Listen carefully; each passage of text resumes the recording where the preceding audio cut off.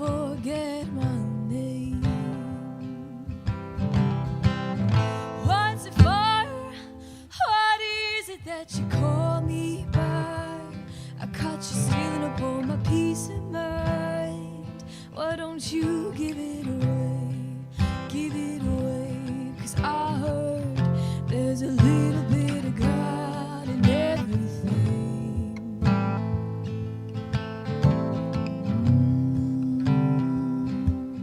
Well, good evening, everyone who's tuned in to another live broadcast from the Duncan Showroom, bringing you some of the great Canadian talent and sometimes even some international things as well. Although there haven't been many Americans up here lately. But I expect to have a bunch, I'm not sure, especially in the folk field. Now, as we're getting ready for the show tonight, I'd like to let everyone at home know that Dr. Ted Cadillac will be on the lights, the sound, the cameras. We have 5 camera shoots, so it's going to be quite interesting because we never tell the artists where the cameras are.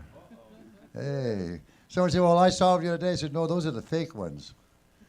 Yeah, we just put them all up so everyone thinks that they know what's going on. Anyway, I want to let people know something. Some people who are new here, I just want to let people know that before I was putting on musical shows, I've been a leather worker most of my life, a designer of dead cow, I call it. Belts, bags, sandals, guitar straps, and all the things of that nature. And one of the highlights of my life was coming up with what I call designer dead cow, was coming up with a vase for dried flowers that allows you to take those dried flowers out, put them out to the side, and then you take a beer bottle, the long neck kind. Now, most people know that I haven't had a drink coming up in 39 years on May 28th, if everything goes right. Thank you. And I hold nothing against that. That was my life, my problem, my series that I had to deal with. But I still remember the fact that I used to use stubbies. But now they got those long neck bottles. I got to try 1 or 2 of those before I quit. And I noticed that with this vase that I made, that you could take a beer bottle, the long neck kind, and put it in there in such a way that you could still get your lips around the top of the bottle. And when you buy that bottle of beer, you'll note that there's a good chunk at the top that's got nothing in it, but you paid for that space.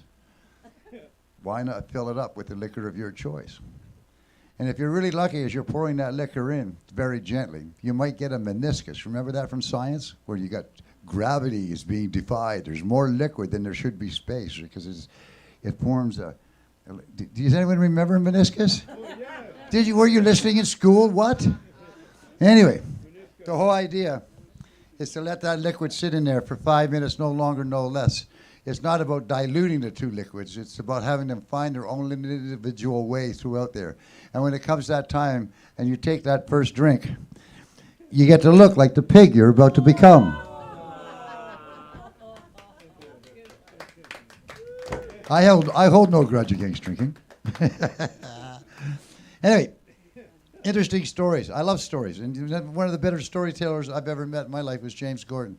And all the things he's done. He was actually here. He played at the Duncan Garage years ago where we had all the CDs went missing out of the patio. And I thought he had taken them away, and he thought I had taken them away. And we find out later that, no, someone had stole them.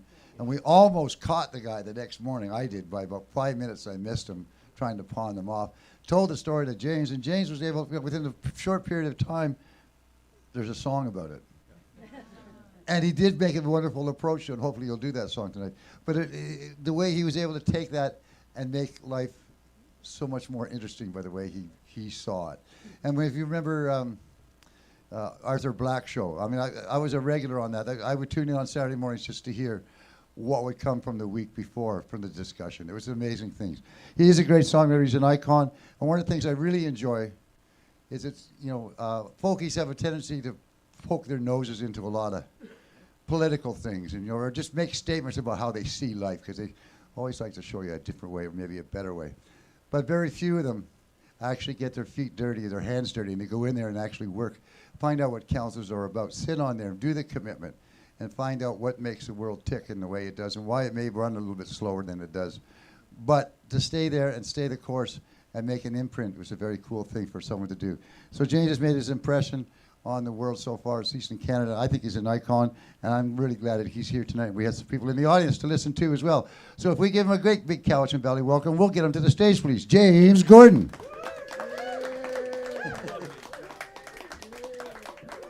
Thank you.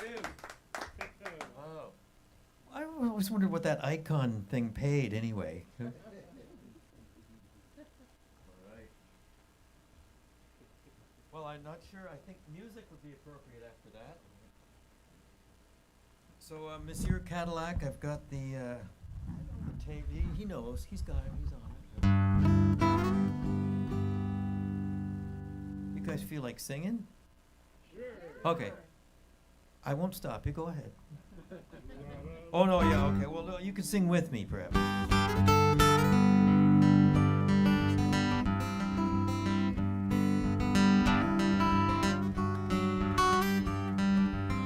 Here's your part. This canoe runs on water, doesn't need no gasoline. This canoe runs on water, prettiest thing you've ever seen. That's the chorus. It'll come around again. Well, she's made in Peterborough, out of love and cedar wood. Run your hands along her gunwale and it feels so good. This canoe runs on the water, doesn't need no gasoline. This canoe runs on the water, prettiest thing you've ever seen. She floats on dreams and wishes, and tonight I'll dream of you. You'll be in the bow, we'll be paddling down into the blue. This canoe runs on water, doesn't need no gasoline. This canoe runs on water, prettiest thing you've ever seen.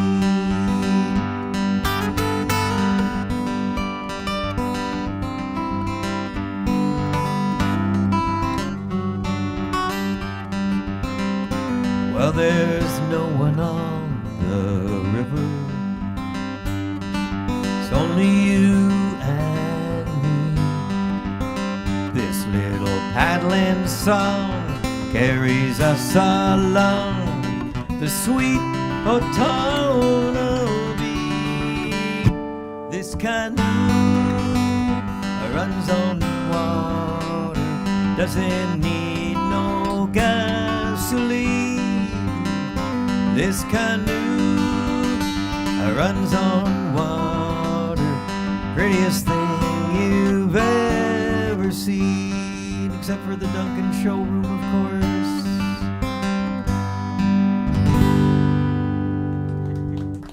Thank you. Thank you. Right.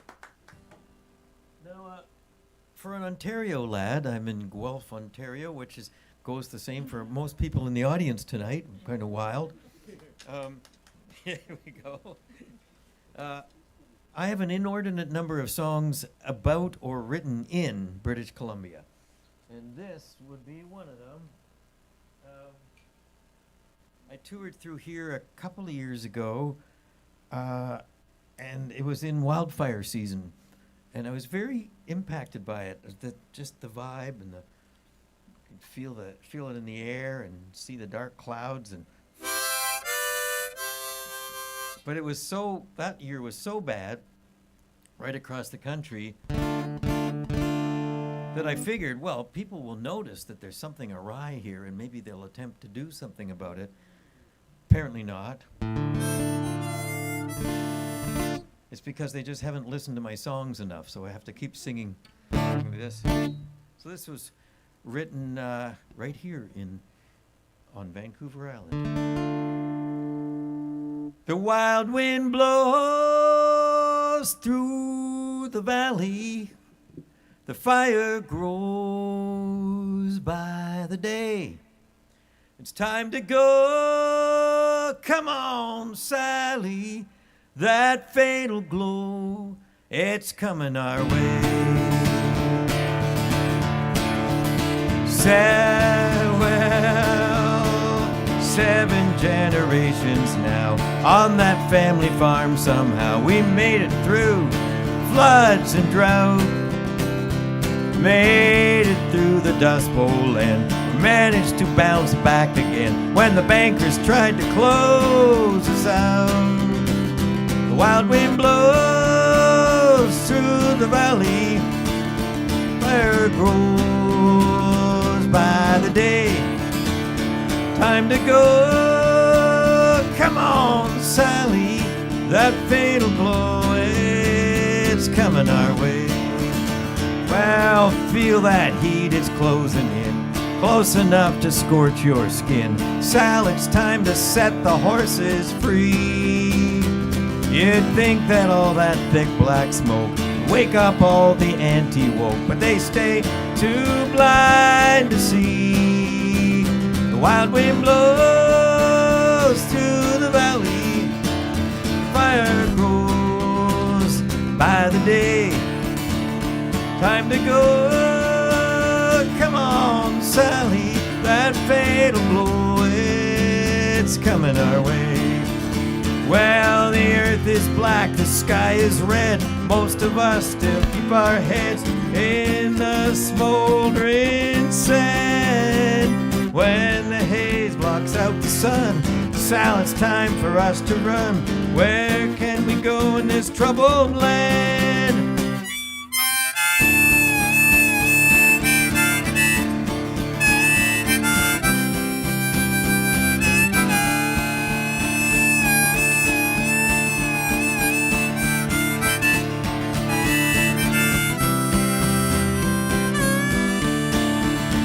Wild wind blows through the valley, fire grows by the day.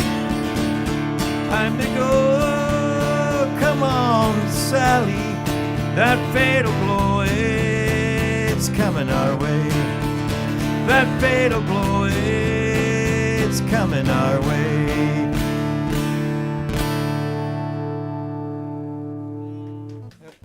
Thank you. All right. Now, why? It's another British Columbia song. This one, Long John mentioned that I was on the Arthur Black's show for many years. In Ontario, I did another CBC show as songwriter in residence for the morning drive to work show called Ontario Morning. And what I had to do with that was people would write me, it's called Hometown Tunes. People would write letters to me about something cool from their hometown, a story, a legend, an event. And I'd take the best letters and write a song and drive into Toronto and sing it live on the air at 7 a.m. But this song came from Cornwall, Ontario, but it has the British Columbia connection. It is about a gentleman named Caribou Cameron who came from Cornwall and to the Caribou Gold Rush in British Columbia. And he had decided, there was no railroad then, took months to get out there, but he decided he would take his wife Sophia with him.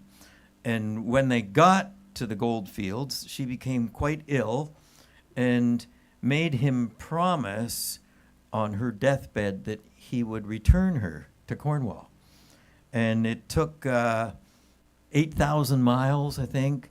Took her to the coast, and in fact, for a time, I learned this a Sunday night when I played in Victoria. She was interred in a cemetery for a while in Victoria before they got the steamship that takes them around back up. And because he knew it would be a long journey, he filled her coffin with 30 gallons of whiskey to preserve it. And when they got to Cornwall, they wouldn't open the coffin. And the rumor was that she wasn't in it, he was just smuggling whiskey. But you can't tell. And the other rumor was, because they thought that coffin was pretty heavy for a young woman, that's how he was smuggling his gold, too. So one never knows. But this is called Oh My Sophia. Let me get this. I don't do this outside of the province, so. Oh my Sophia, when we first came to the Caribou country, I promised you that someday we'd return to our Cornwall home somehow. And when fate and typhoid fever took you from me, I swore on your coffin that I would keep that vow. Oh, my Sophia, my love for gold first brought us to that lonely place. I was deaf to your cries, too blind to notice how you got so thin. Looking for that shining ore, I didn't see the smile leave your pretty face. Till I laid you out in that plain pine box lined with tin. Oh, forgive me, but I left you in that coffin in that cabin out by Williams Creek, while I worked that mine through the cruel December cold. My grief spurred me on, and I dug like a demon 8 long weeks, till the joyless day I found that vein of gold. Oh, my Sophia, I put 50 pounds of gold upon your coffin. I pulled you 400 miles down the Caribou Trail from that mine.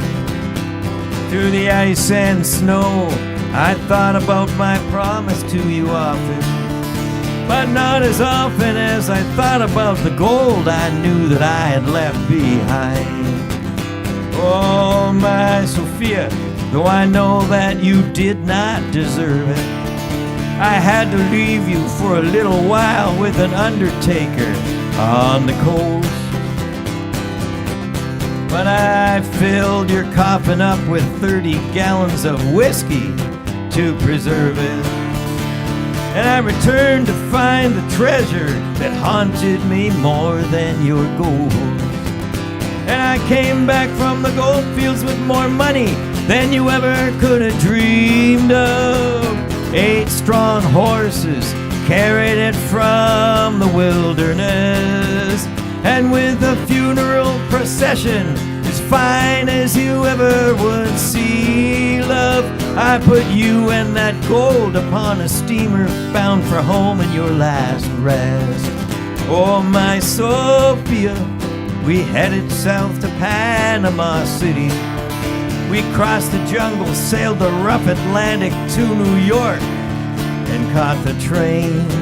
And at the Cornwall station, your flower-covered coffin looked so pretty.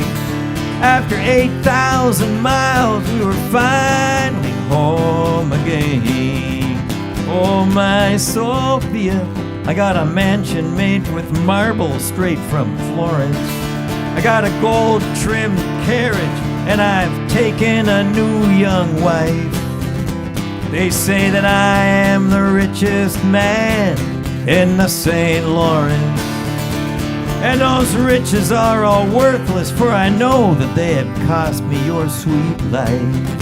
Oh, my Sophia, when we first came to the Caribou country, I promised you that someday we'd return to our Cornwall home somehow. Both you and my taste for life have been taken from me. I have nothing but the knowledge that I have kept my vow. I have nothing but the knowledge that I have kept my vow.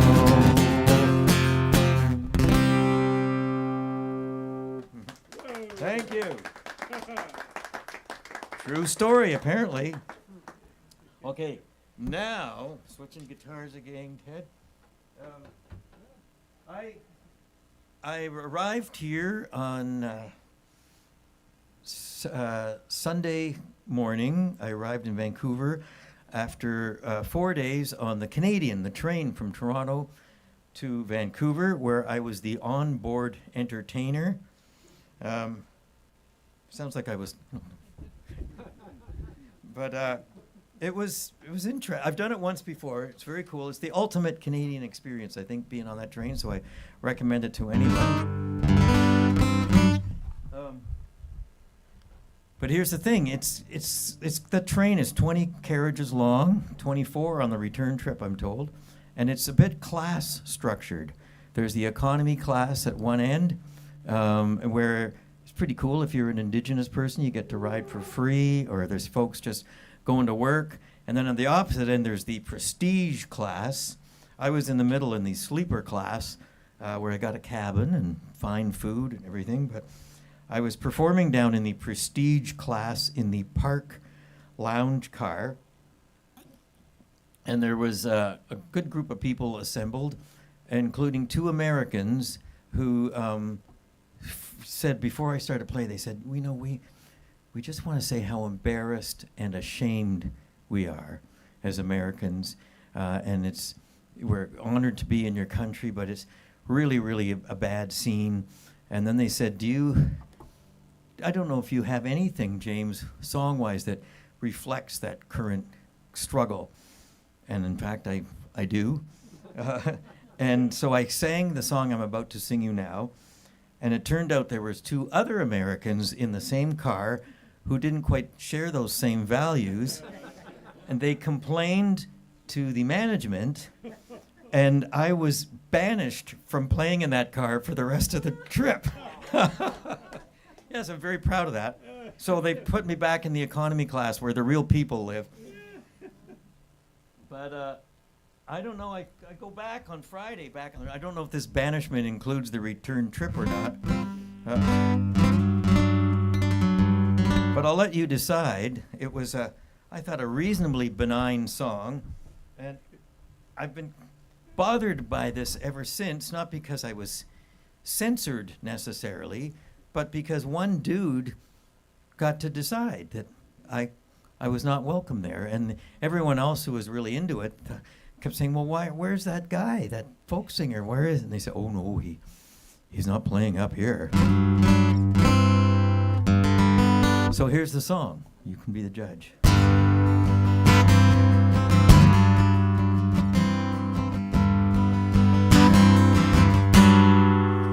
He had a job, a wife, a family, a good neighbor, people say.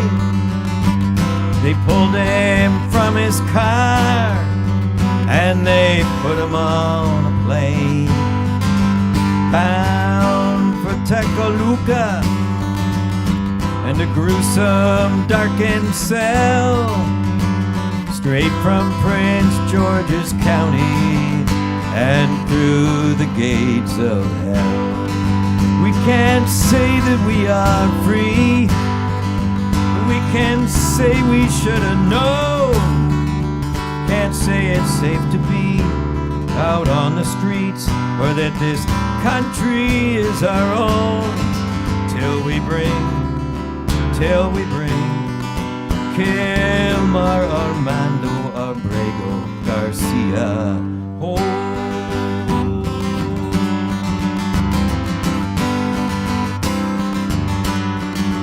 It's a concentration camp.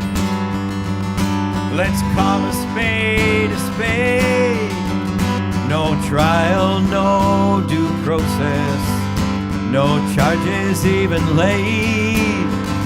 And as long as he's imprisoned, then we're imprisoned too. As long as justice is denied, that could be me, that could be you. We can't say that we are free. We can say we should have known. Can't say it's safe to be out on the streets, or that this country's still our own, till we bring Kilmar Armando Abrego Garcia home.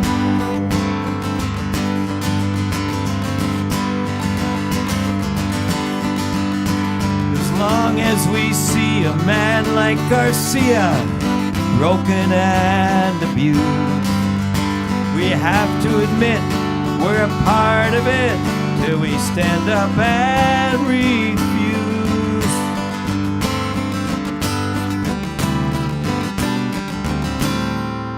How does a mother tell her children that their father's disappeared?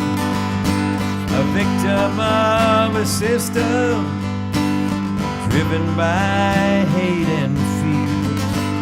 He's no longer a man, just a cruel commodity, where one dictator pays off another.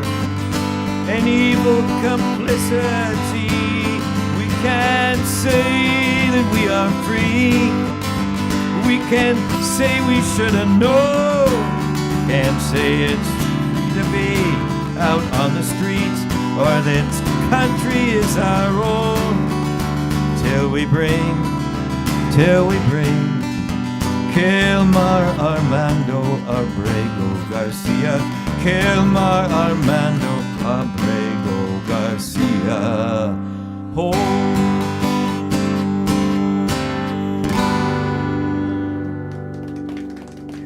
Thank you. So can I stay? Yeah. Okay. Oh, well, that's the luxury prestige seats at the back with Lauren there. So I guess I'm good. And right about where you folks are sitting there, Long John, we remembered this. The last time I played here, you just can't tell being a folk singer anymore. I sang a song about the truckers' convoy, and half the audience got up and left during the song, right in this room. So one just could never tell. Believe it. But there was a discussion. Said, well, James, don't play that stuff. But I'm actually too old to care anymore. I'm gonna play that stuff. There we go. Please play it now. Yeah. Oh no. No, I'm past that. I got more stuff like what I just sang you though, and in fact, I'll sing it later for you. I think it would be safe. After being banished from that car, my very last show was on Saturday night, back in the economy section, and there was quite a compelling young French student there, and she said, "Monsieur Gordon, do you have a song about Mr. Trump?" And I looked around and I said, "Yeah." And I sang, I'll sing that one for you later. And I don't know if I've banished from the economy section now too. I'll just be in the toilets. So, where's it back here? I don't know why it's just going with my British Columbia theme here. I have a mini British Columbia suite for you. What key? I need a D hung on it. I did a tour of northern British Columbia in November, from Prince George over to Prince Rupert, all points in between, and even farther north from there. It was a really stupid idea. After I had 6 days left in the tour, it was bad roads the whole way, but with 6 days to go, there was a warning came on the radio saying, "We now are entering a 6-day blizzard." And it was impossible, and it was so bad that I was going up the Pine Pass, and all the logging trucks were stopped to the side of the road because the roads weren't good enough for them. And who has to keep going? The folk singer. Because if you've been up that way and it's poor weather, there's nowhere to stop, and you can't turn around. So I kept going, and I made it to a couple of gigs where they said, "Well, you can't expect people to come out on a night like this." But anyway, I collect stories, and I was overhearing a story at a truck stop about a guy who was doing the run regularly, the trucker's route between Prince George and Prince Rupert, and he was thinking that he had a girl now in Prince Rupert, and maybe she'd take him in and he wouldn't have to drive the truck anymore. So that became this song, And after I sang it for them, but the first audience said, well, what's her name? I didn't have her name in the song. I said, well, you guys decide. They picked her name, Charlene. And so after I sang the song for the next night's audience, they said, well, we want to know Charlene's, what did she think of all this? So I have a song from her standpoint, too, after this. So little, and his name turns out to be Bud, it seems so. So it's Bud and Charlene each get their moment to shine here.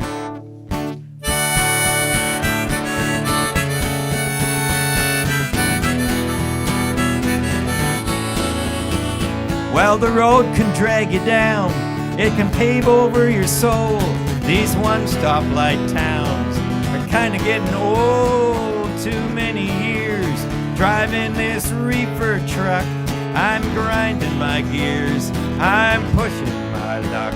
I'm just past PG now, but if I speed I might just be in Prince Rupert by sundown.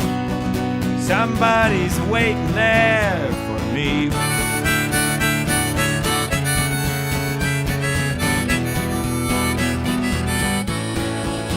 She got a pleasing disposition, she's a looker, people say. I'm seldom in this position, she's invited me to stay.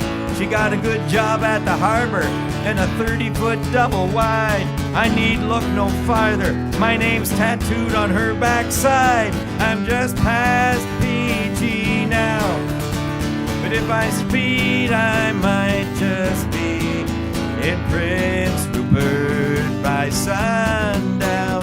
Somebody's waiting there for me. I got a brand new motivation to keep my foot upon the gas, 'cause there's every indication that this trip might be my last. I never thought I'd be the one to finally settle down. Highway 16, I am done, 'cause look what I have found. Vanderhoof and Smithers, Houston, Hazleton too, cross the mountains into Terrace, and I know I'll be there soon.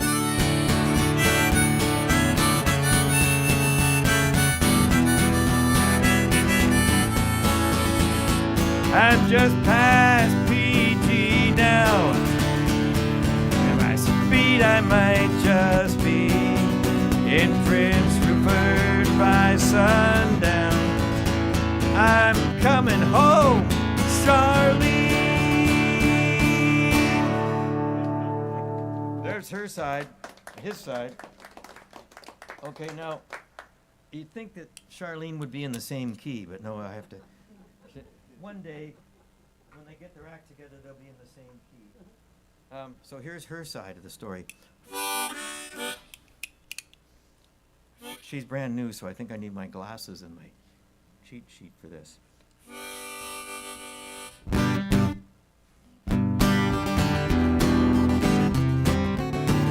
Well, he used to come through Rupert, maybe once or twice a month. I met him at the Moby Dick. He said his name was Bud. He took the stool beside me and he sat himself right down. He looked a bit like Waylon with a couple extra pounds. I could tell he was a trucker by the tan on his left arm. Rough around the edges, but he had a certain charm. I only took a couple trips before I had to say, I got a trailer by the highway. If he wanted, he could stay. He's just past PG now. He's just messaged me that he'd be here by sundown. He said, I'm coming home, Charlene. The first time I let him sample my rather ample wares, I gave a little twirl and he just drops his jaw and swears, good golly, Miss Charlene, my name's tattooed on your right cheek. And that red rose right beside it, why, that has my interest piqued. I guess I never told him he was just one of a few I'd welcome to my double wide to see the harbor view. I never really wanted to lead the kind of life and seemed to go with being a long-haul trucker's wife. He's just past PG now. He's just messaged me that he'd be there by sundown. He said, I'm coming home, Charlie. I guess I... Oh, what did I do that verse all right? Oh, yeah. I don't think I ever said to Bud that we'd be shacking up. I thought that I was offering a place to park his truck, a couple home-cooked meals, and a little you-know-what every now and then. I figured that would be enough. But boys being boys, I think he got the wrong idea. He showed up with a hockey bag and said, it's great to see ya.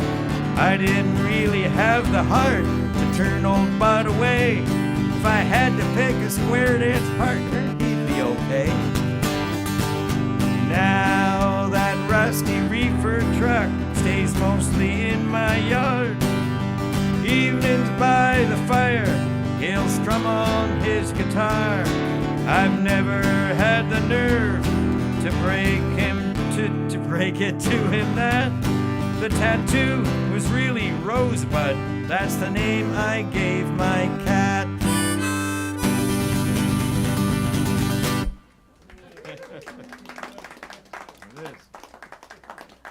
So I'm working on a whole opera for those guys. Okay, so was there the on the train they asked if I would do cover songs in case there happened to be just a few people who weren't that familiar with the James Gordon oeuvre. So I'm not very good at cover songs. A lot of the artists that I would cover had never covered me, so it just didn't seem fair. I think Lauren knows on this one.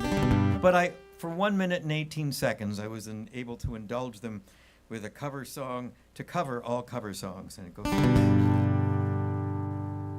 well, busted flat in Baton Rouge, West Virginia, with $1 in my hand. I'm sitting in a railway station, waiting for a train. I'm not sleepy and there ain't no place I'm going to. Take me home, where the music's playing home, where the deer and the antelope play. I'm the train they call the city of New Orleans. Where I'm bound I can't tell, but the good times they're all gone, and I'll follow the sun. That was the sad part. Well, and then I looked around me at those gray walls that surround me, and already I'm so lonesome I could cry. I've looked at love from both sides now, seen sunny days that I thought would never end. Well, it's hard, but it's harder to ignore it. The answer, my friend, is blowing in the wind and rockabye, sweet baby James. There we go. That covers it, right? Okay, watch out, banjo alert. Yeah, careful. This won't hurt a bit. However, if you want to come up in the break, I'll show you how it was hurting me. This thing weighs a ton. Here's another reason why my work visa to the United States for my tour coming up is likely to be denied. When I do perform in the U.S., which is once or twice a year, I do a tour down there. A lot of the folky gigs there are held in church halls.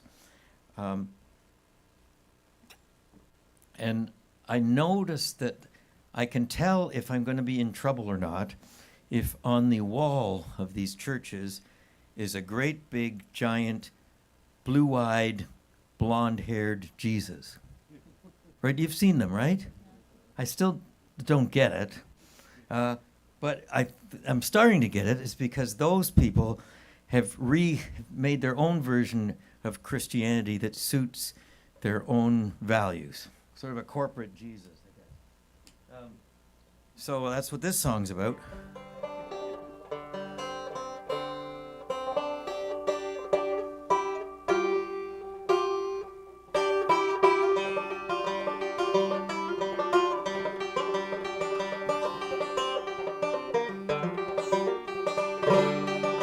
They got a blue-eyed Jesus,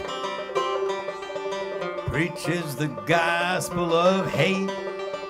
They got a blue-eyed Jesus, preaches the gospel of hate. Applied to non-believers, they are storming the gates. American Taliban, they're everywhere but hard to see. American Taliban, they look just like you and me.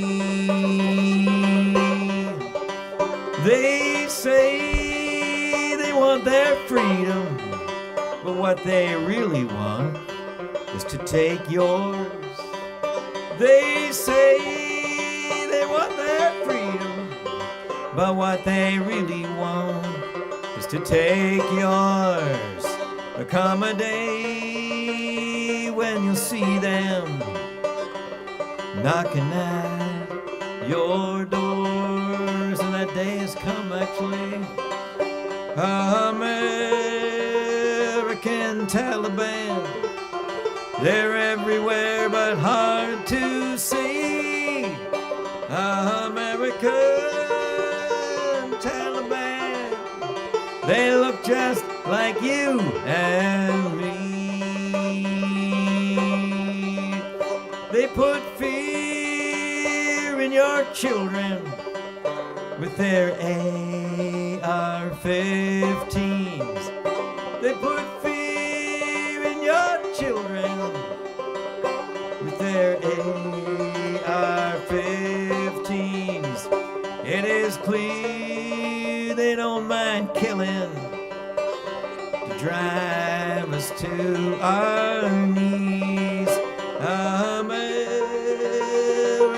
Taliban, they're everywhere, hard to see.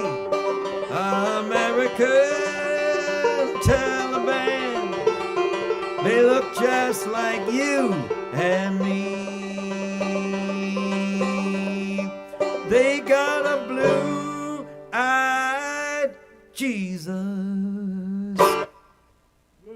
Thank you.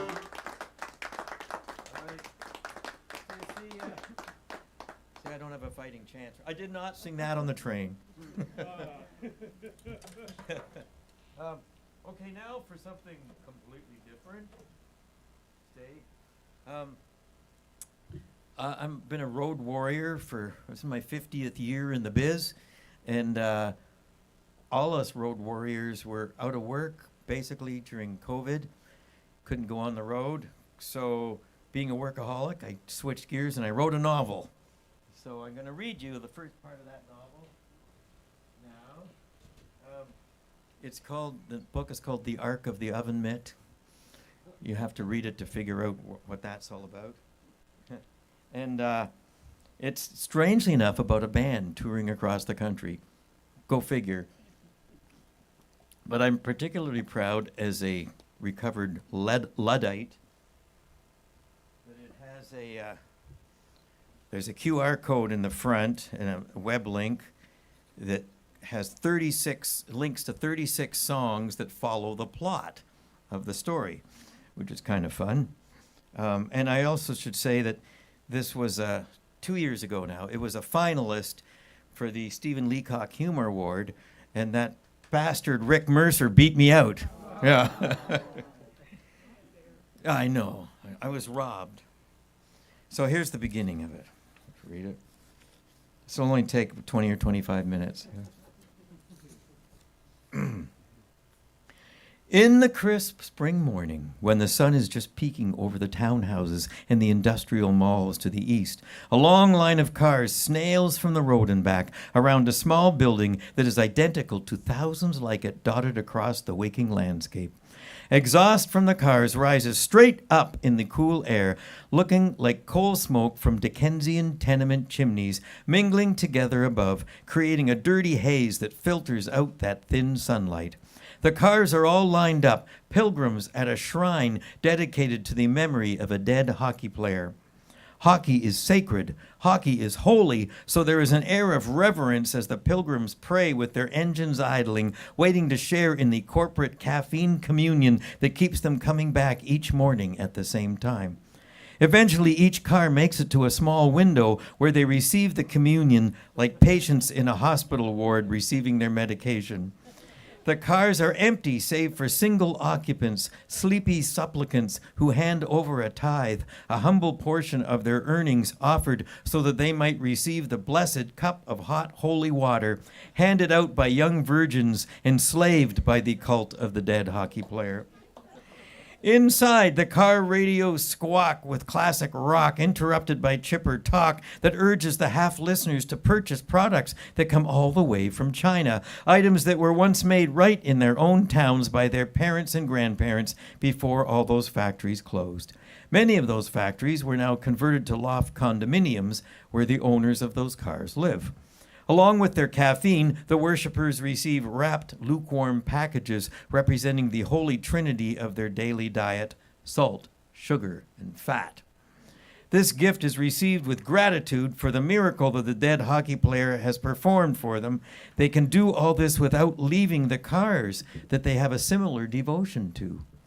These carbon-spewing chariots bear their occupants from the morning mass at the Church of the Holy Defenseman to their jobs that are farther away every year along arteries as clogged as the ones in their own bulging bodies that are filled with donuts from that same church. The cars lurch along past ditches littered with paper cups that no longer contain their precious fluid, accompanied by plastic lids that the worshippers have struggled to open without spilling their steaming stimulant on the seats of their dearly beloved cars. They love those cars more than they love their families, for they spend more time with them. Conspicuous in the line of cars, though, is an old battered van that may once have been white. There it is on the cover. Containing 2 weary passengers and a rebel driver, clearly a heathen who has declined to take the morning communion at the drive-through window of wonders. He is regaling his poor passengers with a righteous sermon that reinforces his profane belief that those passive dough-eating parishioners are the real sinners, while he, with his Gandhi-esque denial of consumerist comforts, is the saint. This was in the dying days of the empire of oil. That's the opening of the book. All right. And now, Ted, I'm moving over to the piano. I know. Yeah, okay, he knows. I can see you. He's got it. We rehearsed the whole show before. So it was mentioned that I did this Arthur Black show, Basic Black, for quite a few years. Saturday mornings on the CBC. My job was to listen to the show Saturday mornings. I got paid to do that. You had to listen for free. And I had to pick one of the interviews or skits, stories from that show and write a song about it for the next Saturday. So I had to be a speed writer too. And I would listen Saturday, I'd write the song Sunday, record it on Monday. And in the early days, I would FedEx the master to Vancouver to be included in the next show. After a while, we were able to digitally do that with a button. But one day, I think some of you have heard this song, Arthur was interviewing 4 women from a knitting circle in Salt Lake City, and they were engaged in knitting sweaters for penguins. Here's the deal, it's a real thing. In the Antarctic, penguins were getting stuck in oil slicks, part of the new sad world. And this research station there just figured out that the first thing they needed to do to save them was to prevent them from cleaning themselves because oil is toxic. And so they started to wrap them up, and they figured, you know what? Sweaters would be good. You just stretch them over, and you look after them, and then you throw them back into a cleaner part of the ocean. So they needed sweaters, and they commissioned these knitting circles to start doing it. And when I heard this story, I thought, well, that is a song. There's a song in there somewhere. Obviously, all the other good song topics were taken up. So the song you're about to hear, when it was broadcast on CBC radio, the airwaves were flooded with, there were calls and emails. I was, I have quite an ego. I thought, well, they want that song. No, they wanted the pattern. So that they too could help to save the world by knitting a penguin sweater. And if you visit my studio, Lauren, you will, I still get them. This was a few years ago. They send me little penguin sweaters that they've knit on little plastic penguins, and I get them in the mail. So because of the success and power of folk music, I kid you not, the song spread, the activity spread. There was a story about it in Newsweek magazine and the Wall Street Journal, and I eventually got the only email I'm ever likely to get from Antarctica, from the research station, thanking me for the song and begging me to never sing it again. Because of that success, they now have a warehouse outside the station with more than 10,000 sweaters that came from all over the world. And you'll see it, they're still doing it. There's a 100-year-old man in Britain that's what he does. It's what I have in my old age too. I've got planned for that. So this is the song that you can knit along. I've had that.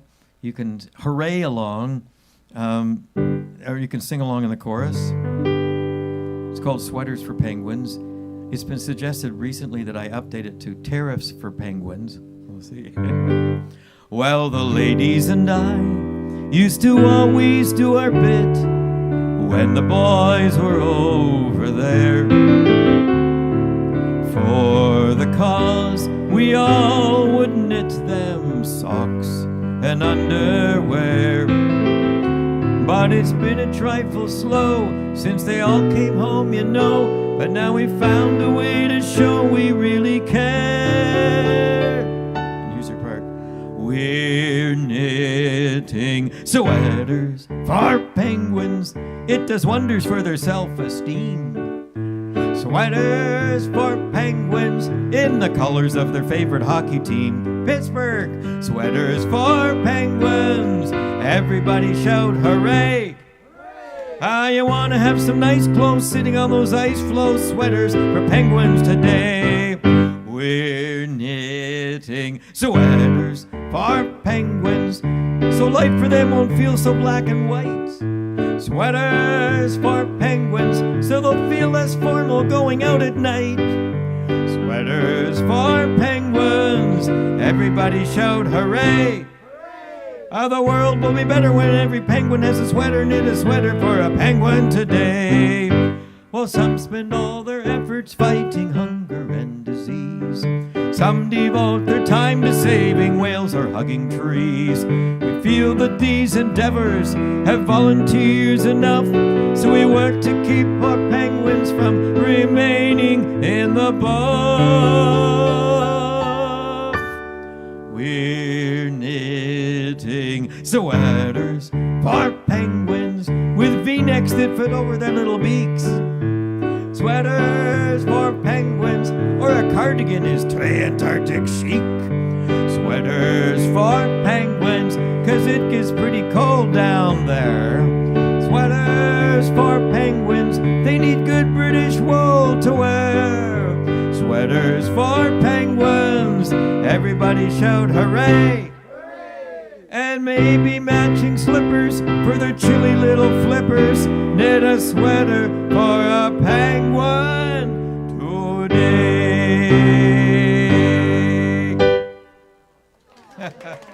There it is. Okay, I'm going to do one more song for you, during which time we'll take a little break, where I would urge you to visit the extensive James Gordon boutique that is just over here, where I have books. I have a song book too. If you buy the song book and learn them up, I don't have to tour anymore. And these things called compact discs that you might remember. I've just released my 42nd album, what a maniac, called Wrinkles and Scars. Scott, the band is an amazing band. Check it out. We're there. Has been called Canadian Folk Royalty, all the members of the band. So people say, I don't have a CD player. But what I'm noticing, in fact, I have a conspiracy theory. I think CD players disappeared from cars all about the same time as Spotify and the streaming services rose, and I wondered if there was some deal made there. Who knows? You think? No. But I used to say to people, stay away from that streaming. It's killing us. Now I go, okay, if that's how you want to listen, go right ahead, as long as you know that that does not support artists. If you stream one of my songs on Spotify, I get 0.003 cents. It's crazy. But so if you see an artist, especially here at the Duncan Showroom, if they've got a product, listen to them however you want, but try to buy something from them, and it keeps them sustained and keeps them able to come back. That was thank you. Actually, that was a bit pitiful myself. So this is my most traveled song. I'm so honored. It's been recorded by well over 100 artists all over the world, and it has been picked up by choirs everywhere. They sing it. It was actually, there used to be a show on TV called, maybe it's still there, Canadian Idol, and it was the audition piece. You had to sing this song before you got on the show. And I'm trying to think of why it's resonated with so many Canadians, especially. I'm so honored. And I think it deals with two topics that we are very intimate with. I'm talking about freezing and death here, the hot topics of the day. It's called Frobisher Bay, and I'd be honored if you sang along once you catch the chorus. And then I'll chat with you over here in the break, and if that set went well, I could do it again. Yeah. Oh, I need more cheese, Ted. Oh, thanks. Thank you.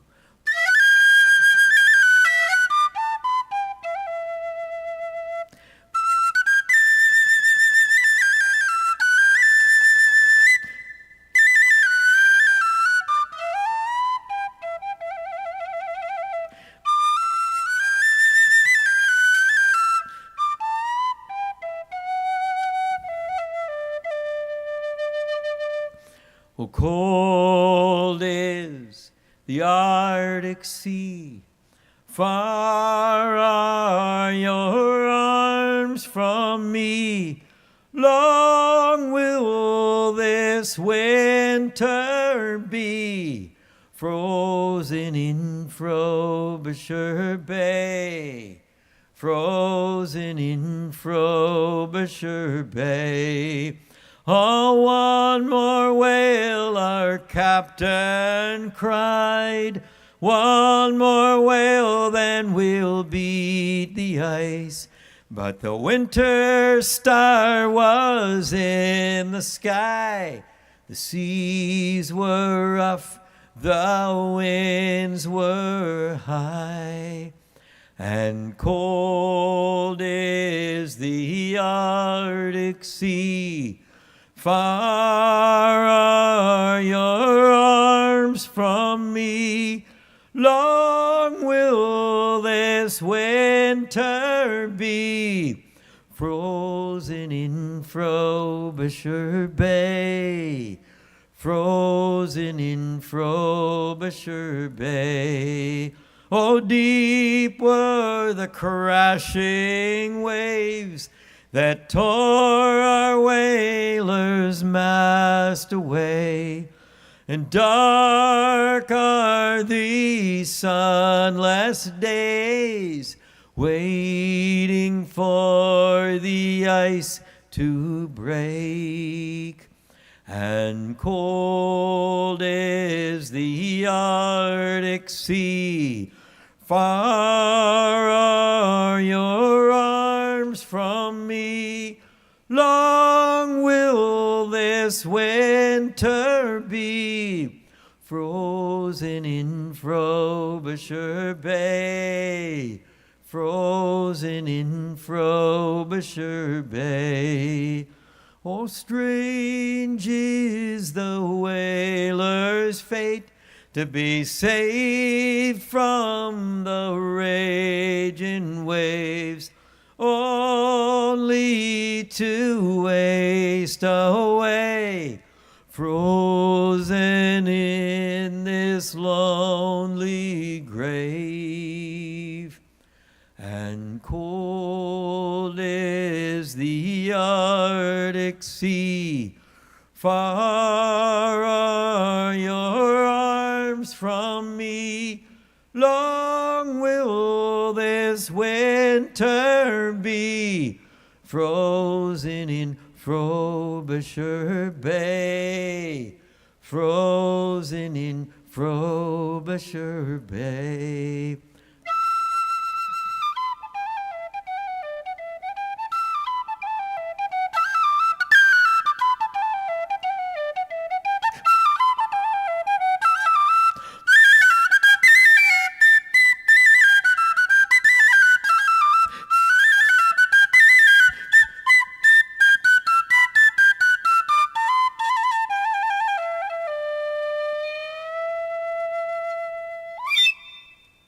Thank you. See you in a few minutes.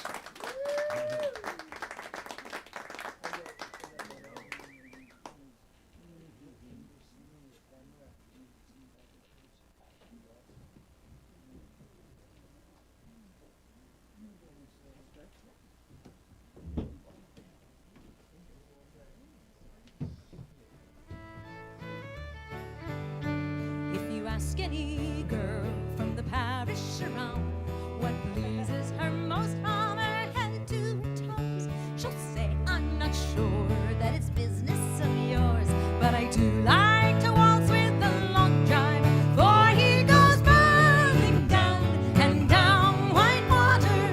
That's where the long driver learns to step lightly as burning down and down Whitewater. A long driver's waltz pleases girls completely. When the drive's nearly over, I like to go down and watch all the lads as they work on the river. I know that come evening they'll be in the town, and we all like to waltz with the long driver, for he goes burning down and down Whitewater. That's where the long driver learns to step lightly as burning down and down Whitewater. The long driver's waltz pleases girls completely.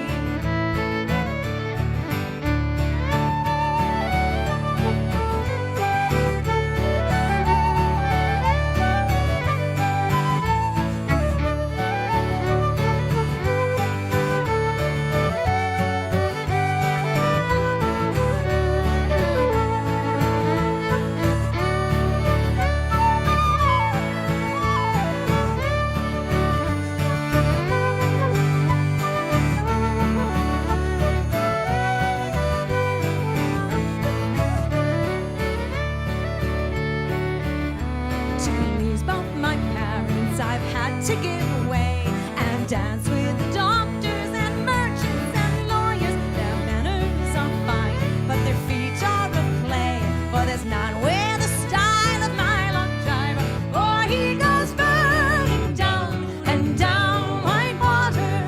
That's where the long driver learns to step lightly as burning down and down Whitewater. Long driver's waltz pleases girls completely.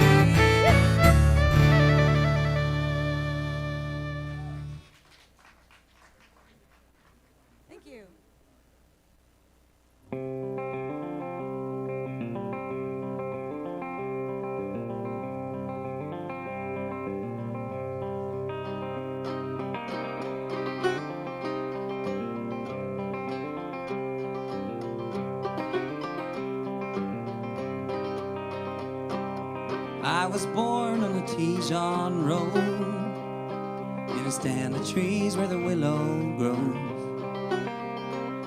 in a little house made of earth and wood, is a place that I call home for good.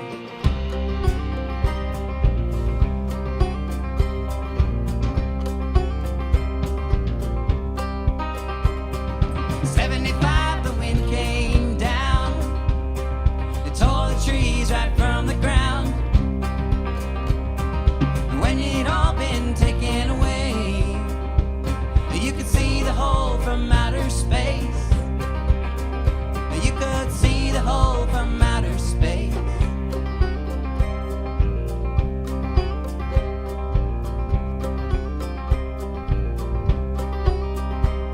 Oh, darling, you were my moon, but you said behind the hill too soon. And now I stumble in the dark, waiting for the morning lark. Oh, I'm waiting for the morning lark. Johnny come from Bellingham, ran away from Vietnam. Now he lives down in Dome Creek. He makes his living hauling trees. Yeah, he makes his living hauling trees. Oh, oh, oh,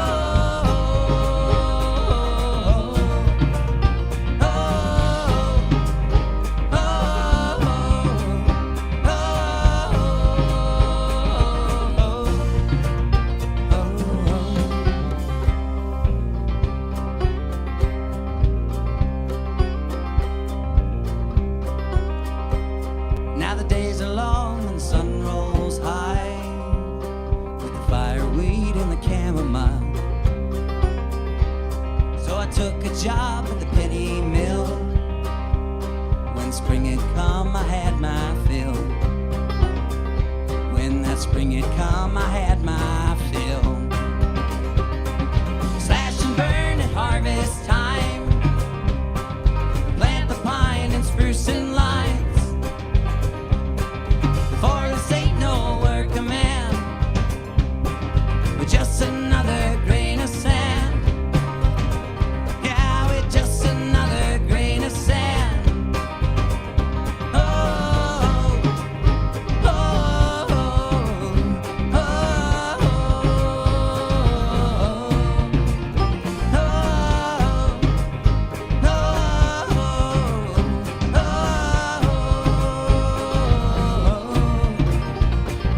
slow cold burner rotting leaves feeds the hunger of the seed, where deep inside a memory waits for the day to cast its shade. Oh, whistle blows right through my mind, standing in the hiring line. I pay my taxes when I can.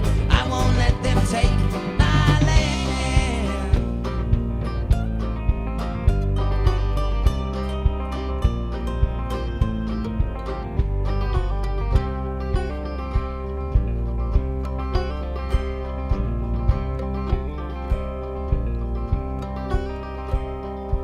I was born on the Tijon Road, in a stand of trees where the willow grows.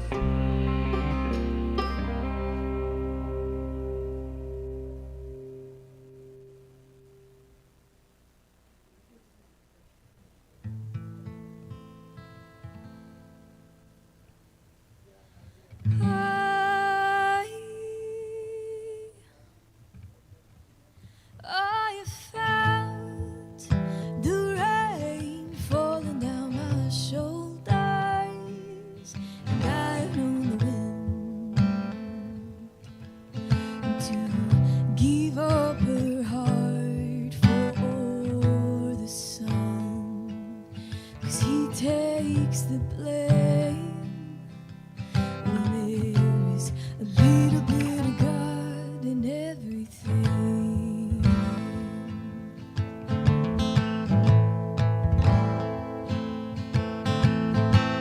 And I'd stop 100 times just to get it right, and I'll be waiting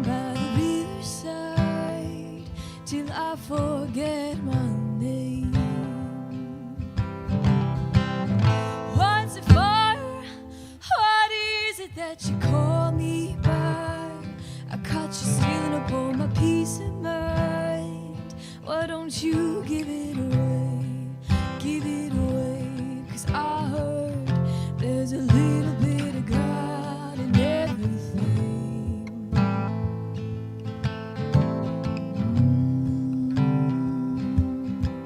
Oh,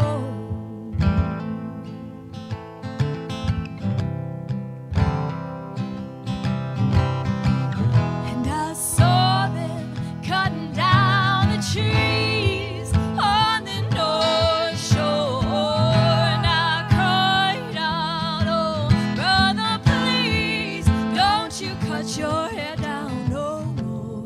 Come on, take a stand. There's a little bit of God in every man. Whoa, whoa,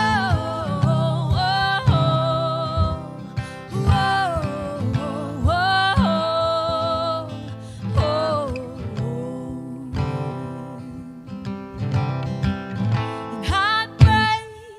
I'd break my back just to start again. Lay my bare skin on the land, and I would follow it home. And I would walk 100 miles to the river's end, just to listen to what the water said. 'Cause I think she knows, yeah, she knows that there is a little bit of God. Yeah, a little bit of God in my soul. Whoa, whoa,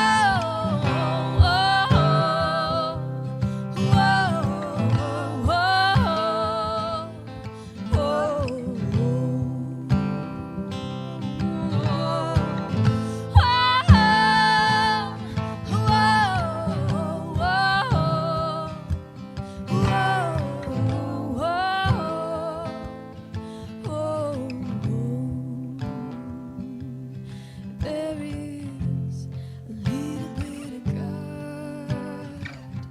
Yeah, a little bit of God in everything.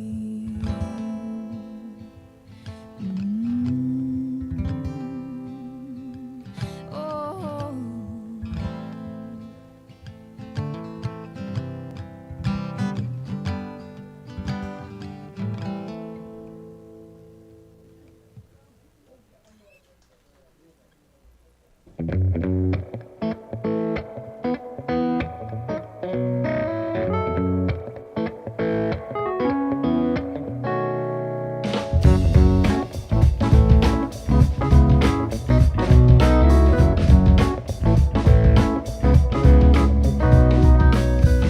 I'm waiting on someone that's here over years for me. I'm getting sick and tired of sailing this open sea. So what's it to you? Who gets to hear my plea? Kissing myself in the eye, that's what I'm trying to be. Shh.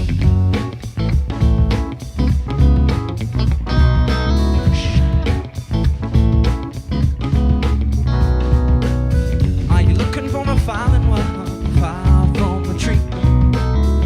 Or roll your own red carpet out, be your own celebrity? There's nothing like it, being back in YYJ. Yeah, I'm looking it over. Let's see you single fly saying, hey, hey, yeah, hey, hey. Come on.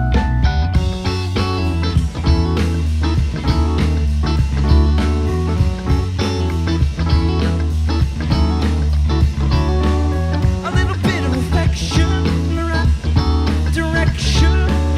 Oh, I can see your complexion in my eye reflection. Yeah. Oh, and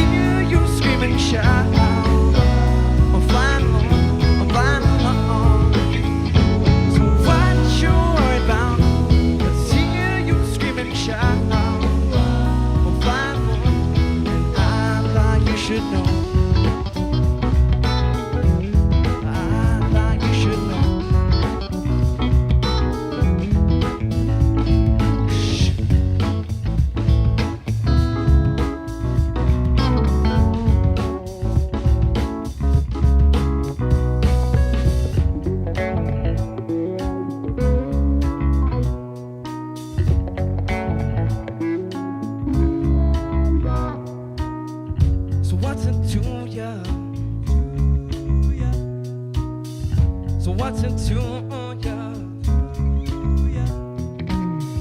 So what's into ya? Who has to hear my plea? Kissing myself in the eye, that's what I'm trying to be. Yeah, be.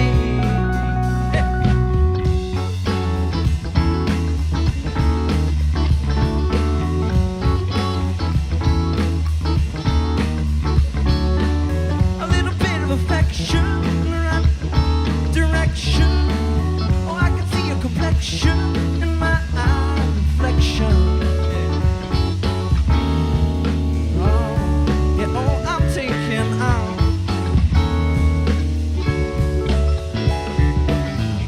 So what you worry about?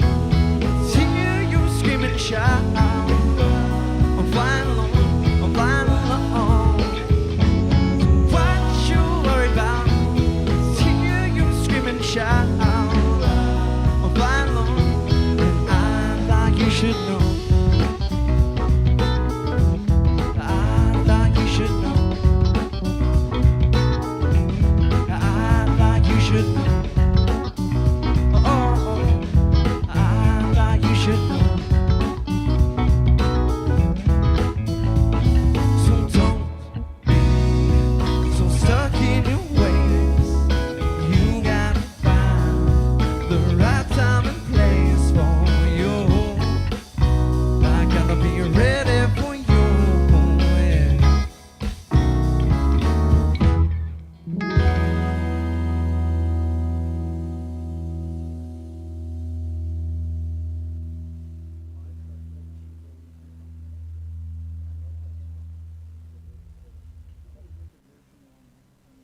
Stop and think how I could have avoided you if I just stayed on. Heard the warnings, now I'm a little drunk and I'm vibing in the corner with the ghosts. Was a minor thing, I turned to something looming, crashing over, and I'm drowning. But since it's not my style, I'm trying not to make a scene.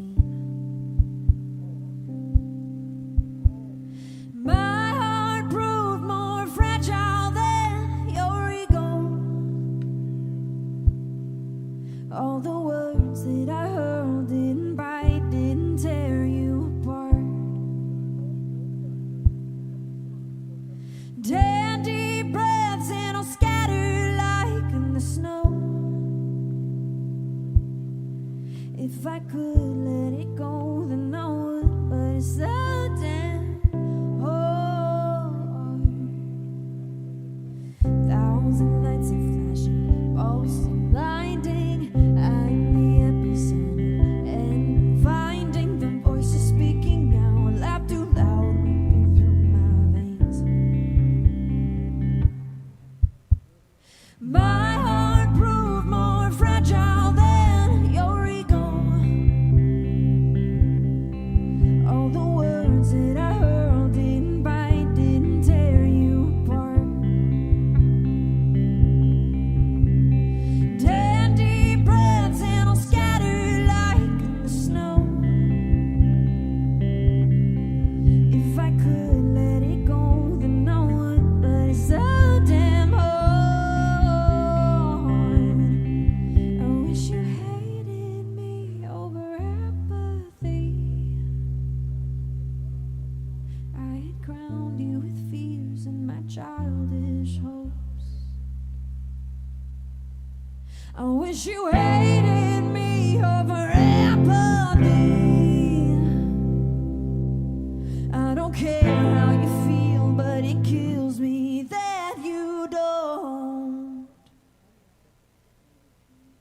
My heart proved more fragile than your ego. All the words that I hurled didn't bite, didn't tear you apart.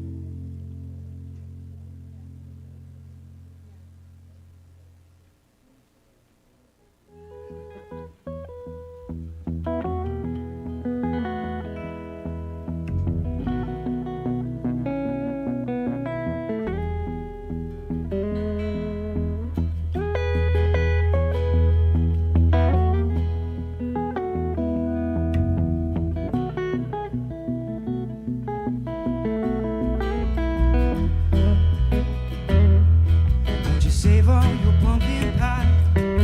Won't you save all your pumpkin pie? Won't you save all your pumpkin pie just for me, girl? Please don't give none away. Let it get sweeter by the day. Won't you save it, baby? Won't you save it, baby? Won't you save it all for me? Won't you save all your cherry jam? Won't you save all your cherry jam? Won't you save all your cherry jam just for me, girl? Please don't give none away. It's sweeter by the day. Yeah. Won't you save it, baby? Won't you save it, baby? Won't you save it all for me?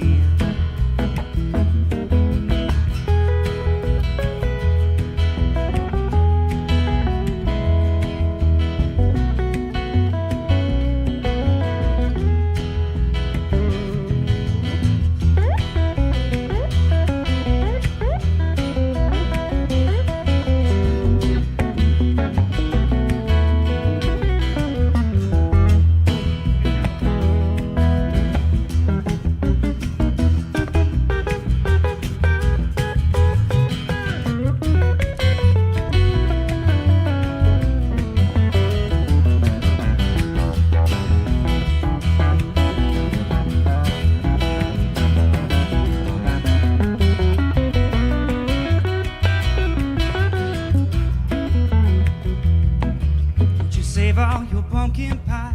Won't you save all your pumpkin pie? Won't you save all your pumpkin pie just for me, girl?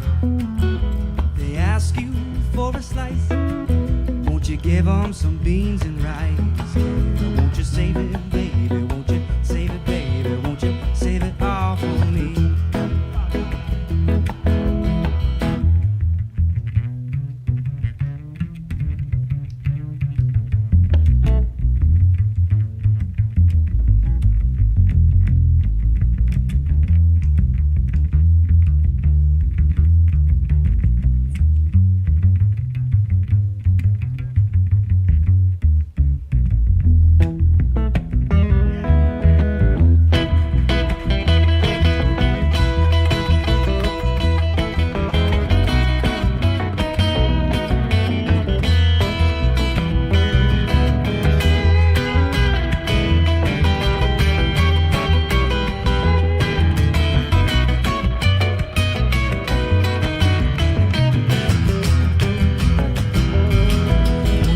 All your pumpkin pie. Won't you save all your pumpkin pie? Won't you save all your pumpkin pie just for me, girl? If they ask you for a slice, won't you give them some beans and rice? Won't you save it, baby? Won't you save it, baby? Won't you save it all for me? Won't you save it, baby? Won't you save it, baby? Won't you save it all for me? Won't you save it, baby? Won't you save it, baby? Won't you save it all for me?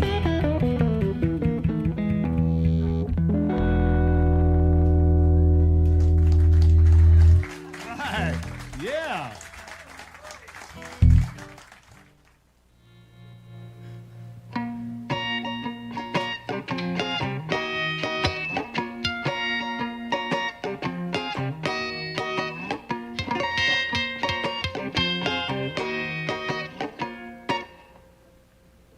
How did you know that I'd be here waiting for the sun to go down, wrapped up in soul, numb and I can't find a way out? But oh, what a honey you've been.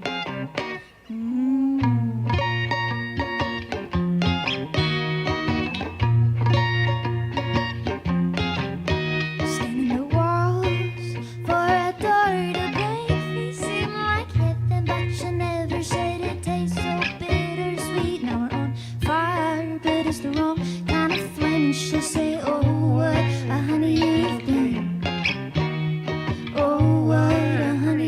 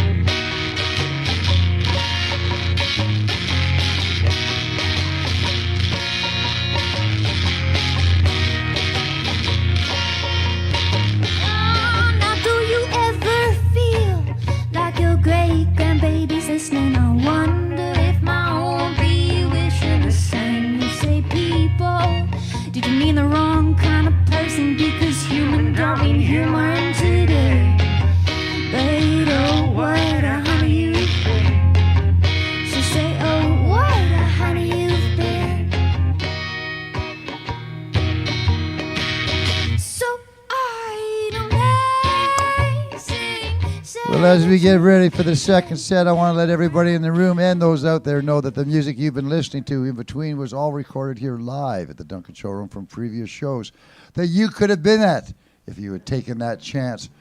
But sometimes you don't know what you're coming to see, but that's okay, because we have Longevity John's finger snap and toe tap and money back guarantee that states if you do not like the music in the first half hour, we will gladly refund you all of your money. But should I or my spotter stake know that you were seen snapping your fingers, tapping your toes, or for God's sake making any of those airband facial contortions, you know, the guarantee is null and void. So keep that in mind. Now, one of the things for the people in the room,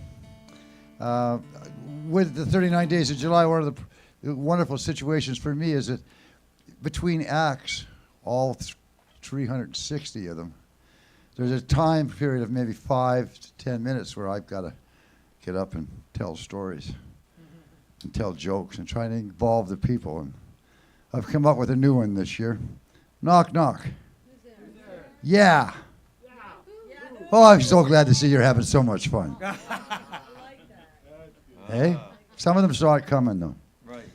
But anyway, James Gordon is his name, and he's back for a second set. Let's give him again that warm couch belly welcome. Thank you. Something about Long John's delivery makes me think I should be leading a game of whack-a-mole now or something like that. Okay, here's the song I sang in the cheap seats on the train that you can't tell anyone that I did. This is a co-write with Andrew Coyne, the columnist for the Globe and Mail. Yeah, who he had that viral column that he wrote. And then I said, hey, I think there's a song in there. And here's the result. Nothing mattered in the end. The unfathomable ignorance, the selfishness, the arrogance, the claims made with no evidence. Nothing mattered in the end. The probable dementia, the malevolent intention, the lies, the insurrection, all his henchmen, all the yes-men, grifters, gangsters, thugs, and crooks, his flim-flam scams, the frauds he ran, the way he cooked the books, his obsession for revenge upon his many enemies. America took a good long look, and they said, yes, please. And they said, yes, please. Nothing mattered in the end. The rapes, the misogyny, the homophobia, the bigotry, his penchant for autocracy. Nothing mattered in the end. His dangerous defiance, his denial of science, his Putin and Musk alliance, the way he managed to convince his cult to swallow his baloney, the way his so-called policies will only help his toady cronies, the way he's showed such cruel disdain for our democracy. America took a good long look, and they said, yes, please. And they said, yes, please.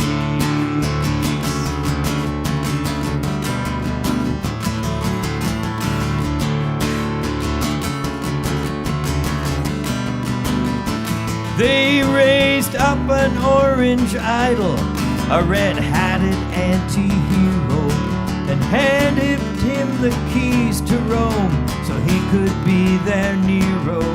Played them all for fools with talk of cheaper groceries. America took a good long look, and they said, yes, please. And they said, yes, please. Nothing mattered in the end.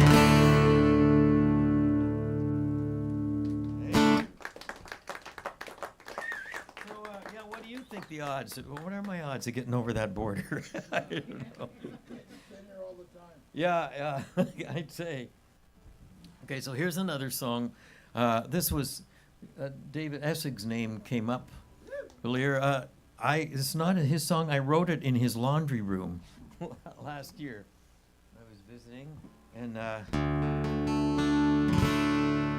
but the story behind it was this was when my last tour happened to be my last couple of weeks of being a city councilor in Guelph, which was a part-time gig. Turned out that wasn't quite true. It was just part-time pay. But anyway, as a result of the pandemic, you were able to do the meetings by Zoom too. So here I was on tour doing my very last council meeting after 8 years. I was in the Bed Bug Inn in Courtney,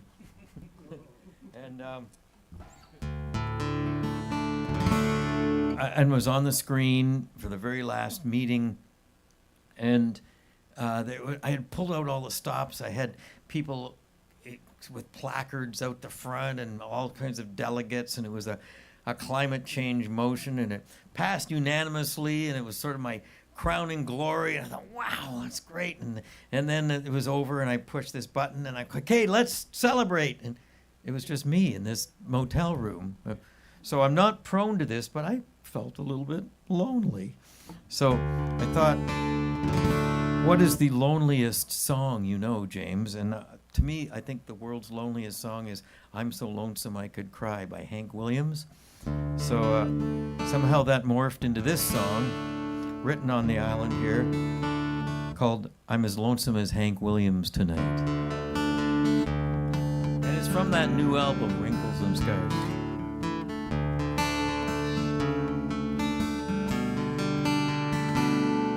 Well, the haze from the wildfires blocks out the sun. There's those fires again. Everything's gray, and I'm feeling done.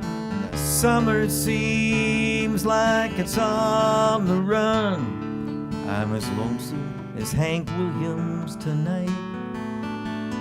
I'm as lonesome as Hank Williams tonight. No whippoorwill too blue to fly. No falling stars, no purple sky. But still I have to say that I'm as lonesome as Hank Williams tonight. I'm as lonesome as Hank Williams tonight. It's knowing that you're just not there. The ominous smoke that fills the air. The uncertainty that's everywhere. Tonight it's just too hard to bear. No midnight train to lowly wine. No robins weeping, no moon that's crying. No endless night, no leaves dying. But I'm as lonesome as Hank Williams tonight. I'm as lonesome as Hank Williams tonight. I am so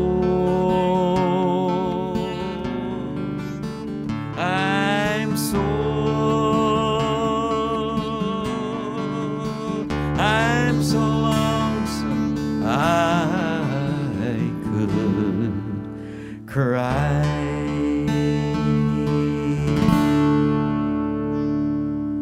Thank you.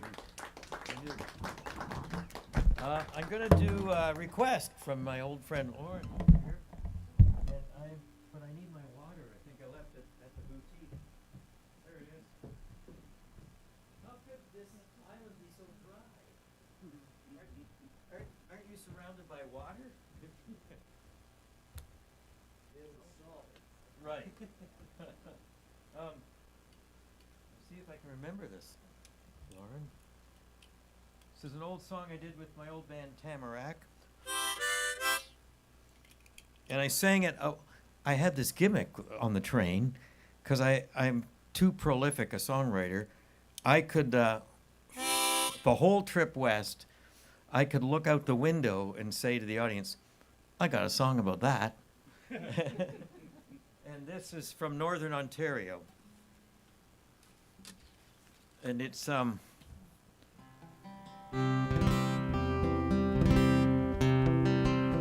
it's about in the 19th century and into the early part of the 20th century, they were offering land in Northern Ontario for farming. And they drew a lot of people up there around. This song's over Haileybury and New Liskeard. There was a few essential elements missing for successful farming, one of them being soil, one of them being a growing season, but they did have lots of space. So the crop that they were most able to produce successfully is the subject of this song.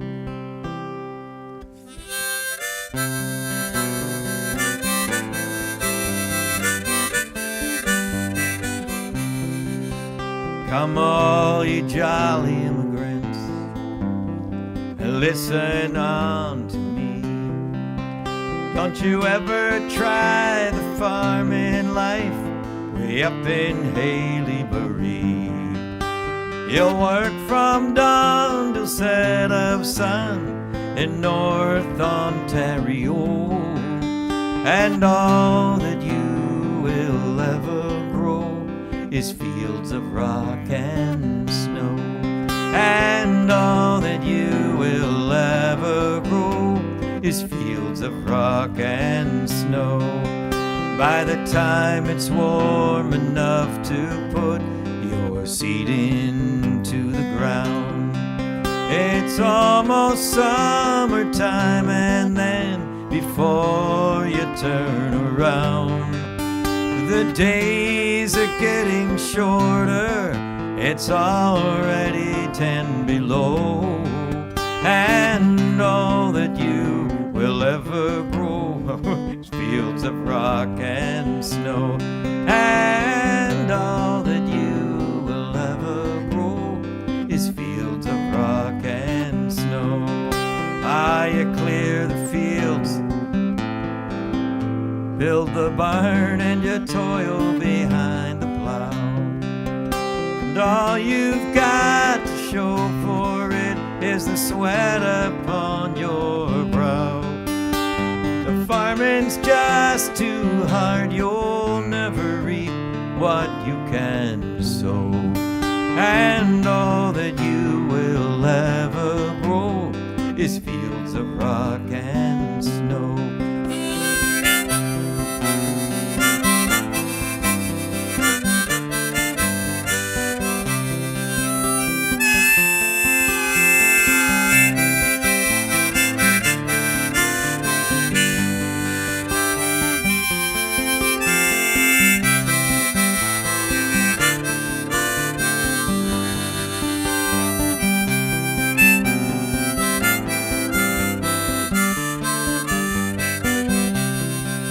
I wish some sergeant major would call for me in time and put me in some regiment all in my youth and prime.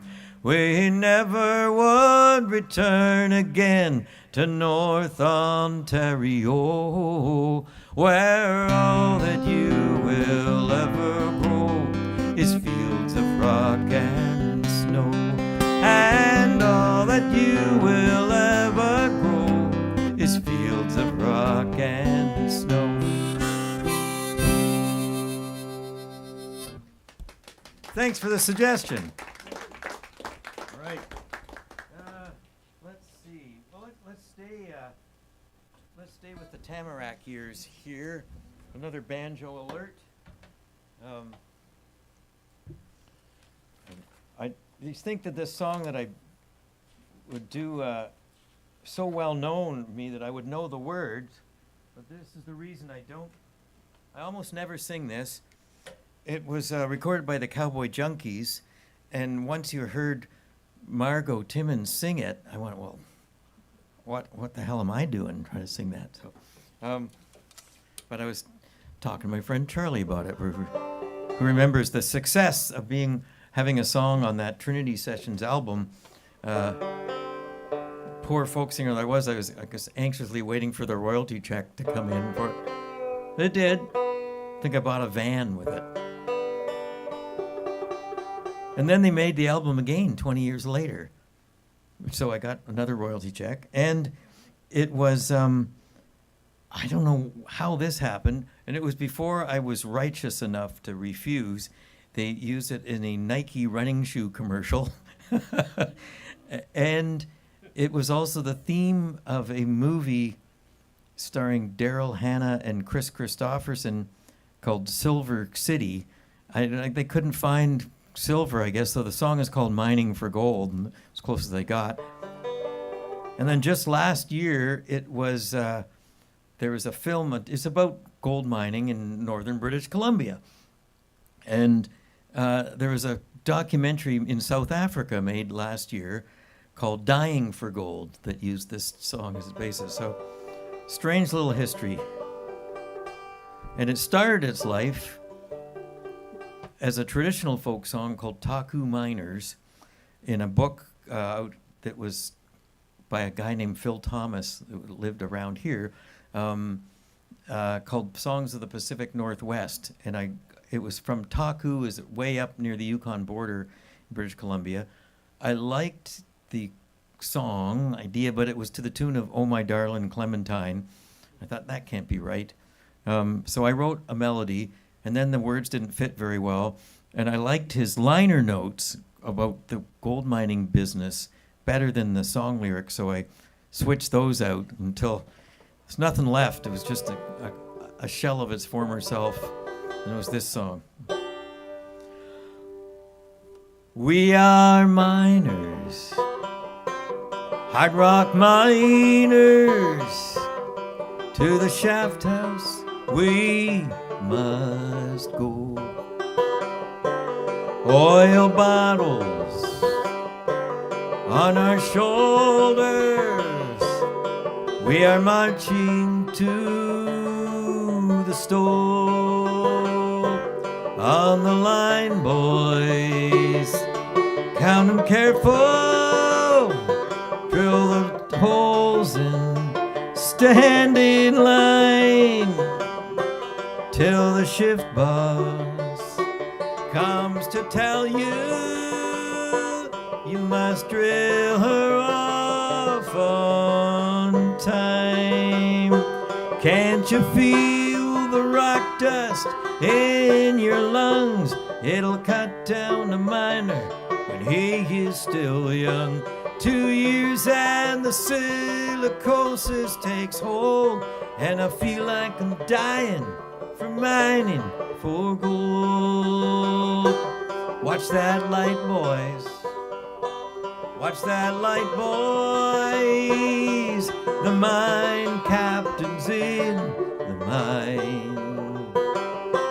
He will come and he will tell you, can you drill her off on time? Drill your holes, boys, load 'em gentle. Light your first hole in the burn. Light your knee holes and your kickers and your toe holes in their turn. Don't take the Widowmaker in hand. It'll cut down the best hard rock mining man. Was the river a miner who grew to be old? And I feel like I'm dying from mining for gold. Yes, I feel like I'm dying from mining for gold.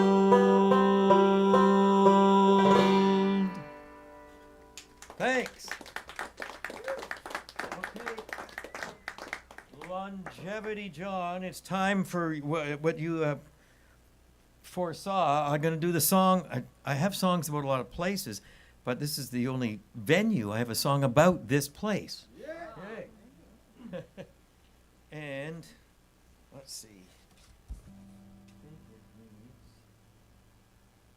Here's harmonica. So yeah, as the story goes, I was playing in the old place over at the garage. Went out at the intermission and found that all the CDs had been stolen. And this was in the days when people actually bought CDs. Now you can't give them away. But I had so many of them because this was my last stop before going further west and doing a tour of Japan. And I didn't want to take them all the way over there with me. I'd shipped some ahead. So I just made up the story as Long John said, I went, apparently they did take them to the pawn shop, but they were turned down, which is a humiliating experience for a huge international rock star like myself. So what would you do? Would you call the police? Not if you're a songwriter. You'd write him a song. And it was named by my friend Arthur Black, who named this song The Great Duncan Heist. Well, all the crackheads were mellowed out. Last Thursday night, Rusty scored a bag of day-olds from the Donut Delight. They had a campfire going down by the creek, and the cops hadn't hassled them in over a week. Meanwhile, over at Longevity John's, an old guy's on stage. He's singing sad songs about justice and death, about dreams and desires. You could hear them clear over to the punk kids' campfires. Well, Bill and Doogie wandered over to hear that guy play. They stood out in the lobby by the CD display. Doogie whispered, "Quick, Bill, make a run for the door." And they scooped up those CDs, probably 50 or more. They ran back to camp, pretty proud of their score. And in the morning they hit the pawn shops and record stores. But they were told no one listens to that folk crap these days. And besides, who's that James Gordon guy anyways? So they headed back to their hangout just over the tracks, after cruising past the dumpsters looking for snacks. Itchy found a boombox so they could hear those CDs, and Doogie ran to town and stole batteries. Soon they were listening, though it sounded absurd. No bass and no drums, and you could make out the words. Some thought it was funny, and others they scoffed. Rusty kinda liked it, wouldn't let them turn it off. Sounded like this.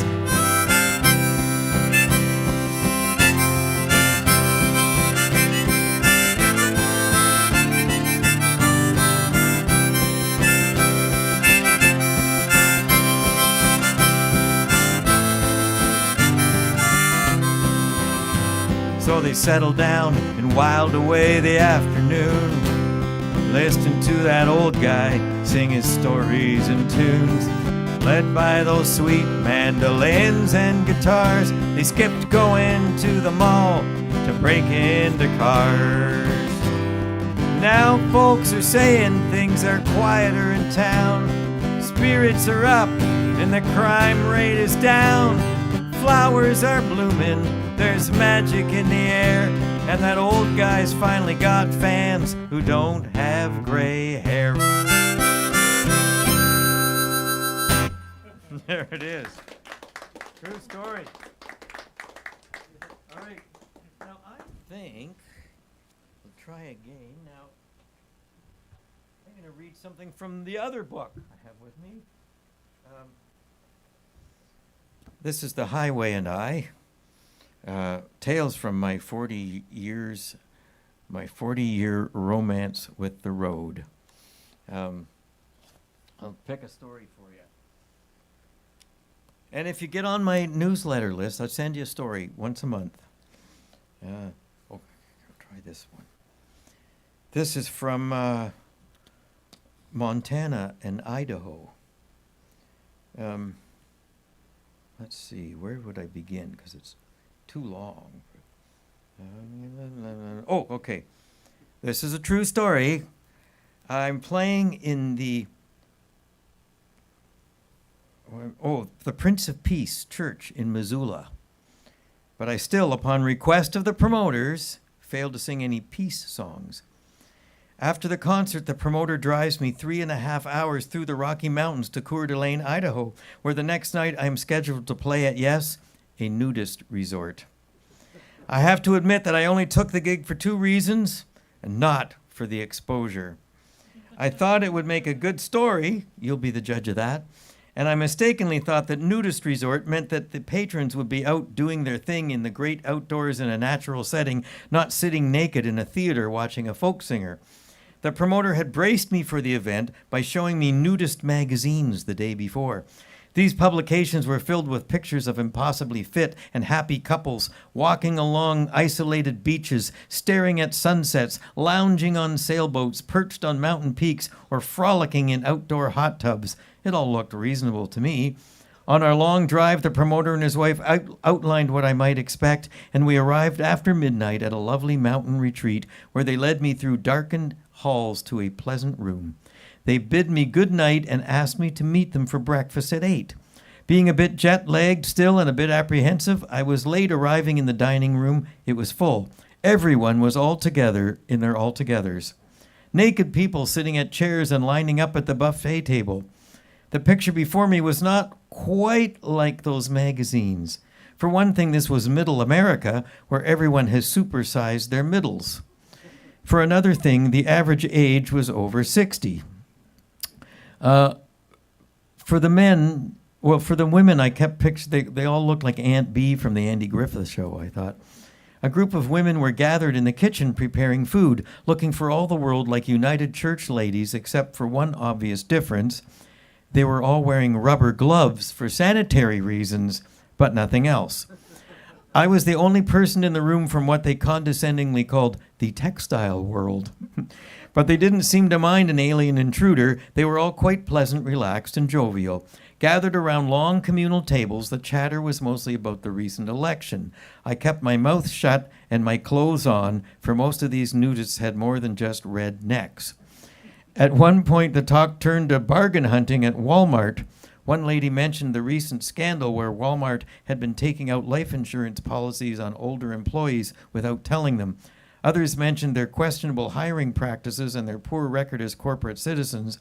I thought I had found kindred naked spirits when the talk turned back to their favorite purchases there, though I wondered why nudists needed all those cheap clothes. I innocently asked why they still shopped there, knowing the company's profile. None of them saw the connection. Apparently Walmart is America now. It would be un-American to not shop there, but I digress. But I don't undress. One blotchy Rubenesque woman sits beside me and delivers possibly the worst pickup line I've ever heard. "Don't worry," she says, "this rash is not contagious." After the meal, they spend the day sitting around the fire reading newspapers or playing board games in the lounge. Some head for the pool and hot tub, and another group prepares the hall for the concert. I chip in, first by removing the decorations from their recent Halloween party. I wondered what kind of costumes they weren't wearing. Naked men with drills and hammers began the stage erection. When the work was done, I joined another group of men toasting their buns by the fire as they told hunting stories. It turns out to be true what they say about men with big guns.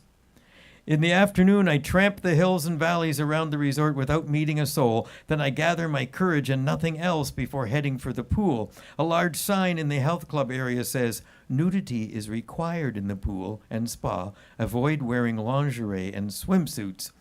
Damn, that little Victoria's Secret number I'd packed wasn't going to get used after all. Modest Canadian that I am, it took me a while to launch myself from the change room to the pool. I'm not sure why they actually had a change room. I might have been its first user. In the 90-degree pool, though, I lingered until I was as wrinkly as the rest of the patrons, and I never saw another human. Safely back in my room, I prepared for the concert, which went off without a stitch. I looked out at a small crowd of about 40 naked bodies and was reminded of that old showbiz adage, if you're nervous, pretend the audience is naked. Pretending they were clothed didn't help. Early in the show, I performed a special nudist resort theme song, which I had written for the occasion. It was met with my first ever nude standing ovation, so I endeavored to not make the rest of the show quite so exciting. They had really been urging me to perform naked, but frankly, I didn't see the point. I could see all their points, though. Besides, I only got into showbiz because I wanted to stand out in the crowd. I'm always accused of having a bland, utilitarian wardrobe. Tonight, I was a rebel in cotton. They all seemed to enjoy the show, though their lack of pockets kept CD sales to a minimum at intermission. I hate to mention it, but one woman showed me how she could transport a CD with her hands free by placing it in a built-in fold created by a combination of gravity and age. After an encore, they all rushed the stage, and I could see something else in the works that I hadn't bargained for. They wanted hugs. Having survived this frontal assault, 3 women flopped towards me and invited me upstairs to play a game. Early on in my career, I was sure that the rock and roll lifestyle would one day enable me to fulfill fantasies like having 3 naked women invite me upstairs. This particular invitation came 25 years too late to really be that enticing to me. I inquired hesitantly about what kind of game they had in mind, and I joined them in the lounge to play, yes, Scrabble, with my 3 companions late into the night. I wondered if elsewhere at the resort, as couples drifted back to their rooms, if women were excusing themselves and slipping into something less comfortable. I wondered if men were sneaking clandestine peeks at Textile Monthly. Out the window, a harvest moon looking refreshingly mysterious, cloaked in a filmy cloud cover, hung high over the Rockies, while inside the Sun Meadow Resort, 3 smaller moons hung a little lower over plastic lawn chairs. As I sipped on Moose Drool beer, searched for that elusive triple word score, and dreamed about returning to Textile Land. There you go. Thanks. Okay. Do you a couple more here. Someone asked me for another one from the Arthur Black years. This is about a woman who still does this in Kitchener, Ontario, just down the road from me.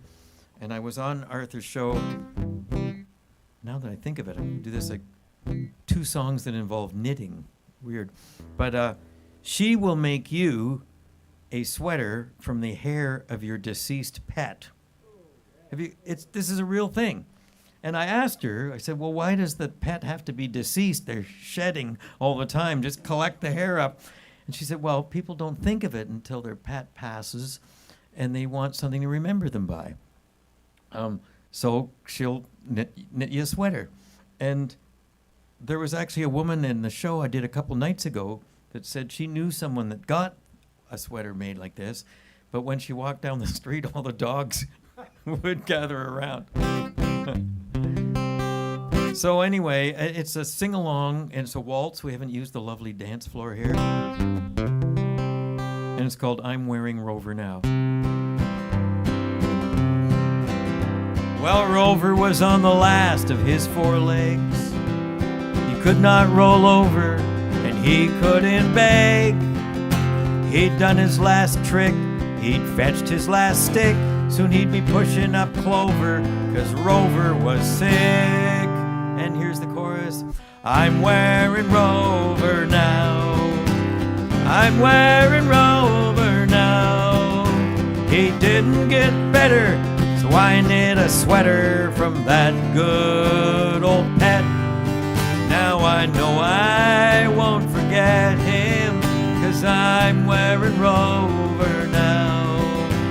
I'm wearing Rover now. Since his dog days are over, I made a pullover from Rover.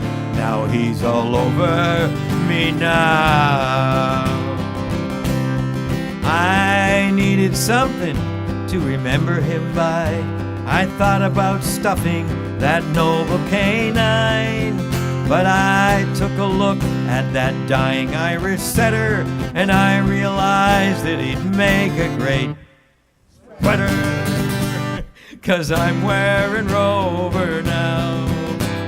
I'm wearing Rover now. Since his dog days are over, I made a pullover from Rover. Now he's all over me now. When your poodle has breathed its last bad breath, then turn him into a nice shawl. Knit an Afghan from your Afghan. When you're cold, it'll come when you call. And I'm wearing Rover now. I'm wearing Rover now. Since his dog days are over, I made a pullover from Rover. Big finish. Now he's all over me now. Thank you. All right.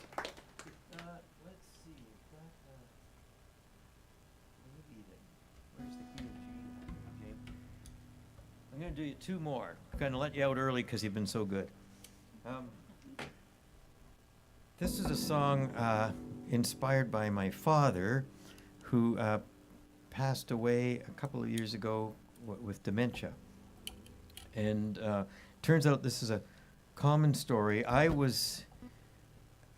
He was very resentful of me because it fell to me as the oldest child to arrange to have his driver's license removed, which is a common thing. The only one good thing about dementia is he forgot that after a while.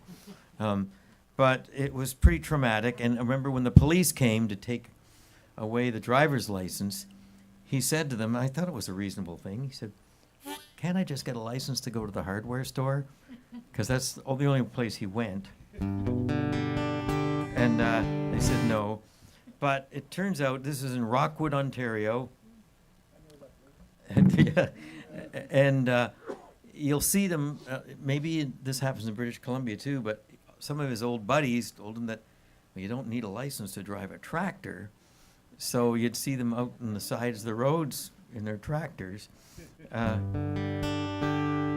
So he had a tractor, and I would go out for his last couple of years before they couldn't live in that place anymore.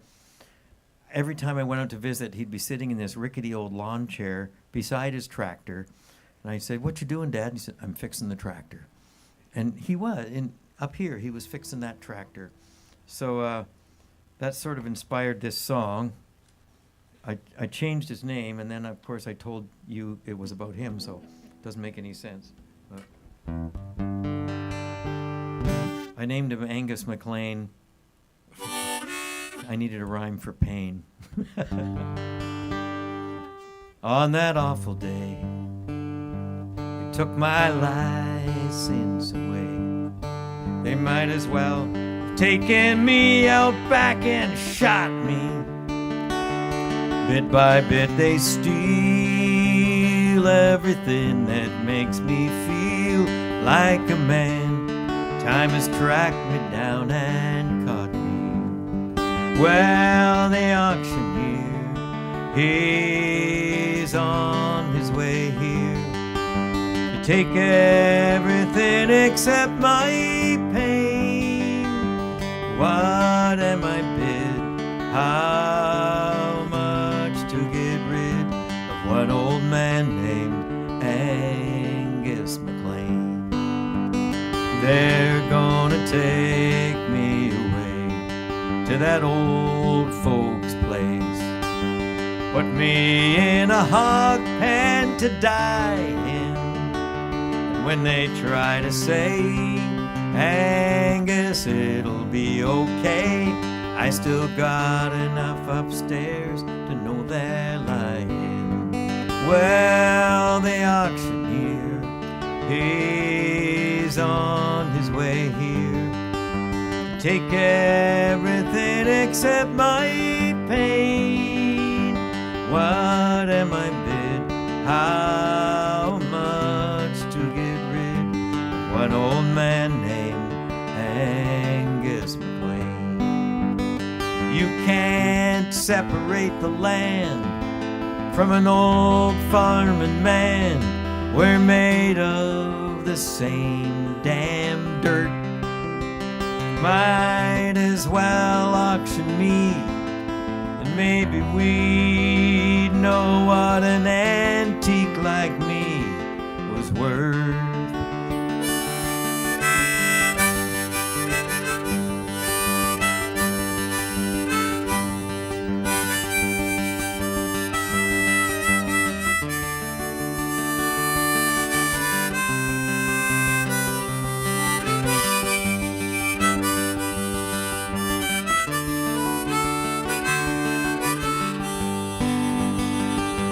One more trip into town, this old David Brown. Don't need no license for that. Then we'll sit in the barn till they auction off this farm, and we're sold off together for scrap.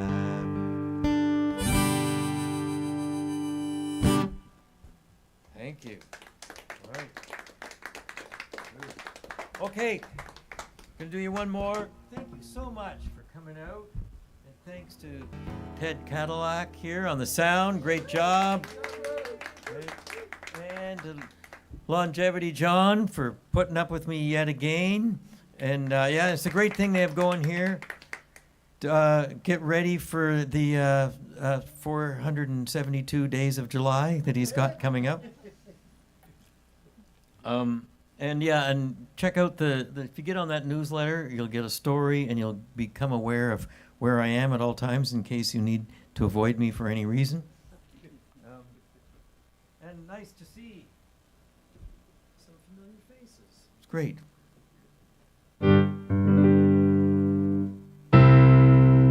This is a song that actually seems more relevant than when I wrote it a few years ago. We all seem pretty overwhelmed right now. We're scared. A lot of us, we're not sure what is going to happen.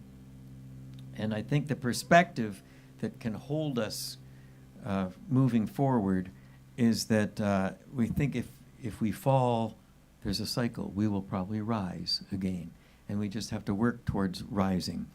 And this song is called Fall and Rise. And thanks again. There's a chorus you might grab. All of our tears, they could fill a stream, flow to a sea of sorrow. All of our fears, all of our dashed dreams, it's hard to see through to tomorrow. And we fall and rise, we fall and rise with all our hearts and all our minds. We call in hope into our lives. We fall and we rise. But we have the power right here of community. You can see it all around in our darkest hour. It can lead you and me to higher ground. And we fall and rise, we fall and rise with all our hearts and all our minds. We call in hope into our lives. We fall and we rise at such a cost. We've been driven by greed. We have built a machine that destroys. Our spirit's been lost. We can find our way. We all can make a joyful noise. We fall and rise. We fall and rise with all our hearts and all our minds. We call in hope into our lives. We fall and rise. We fall and rise with all our hearts and all our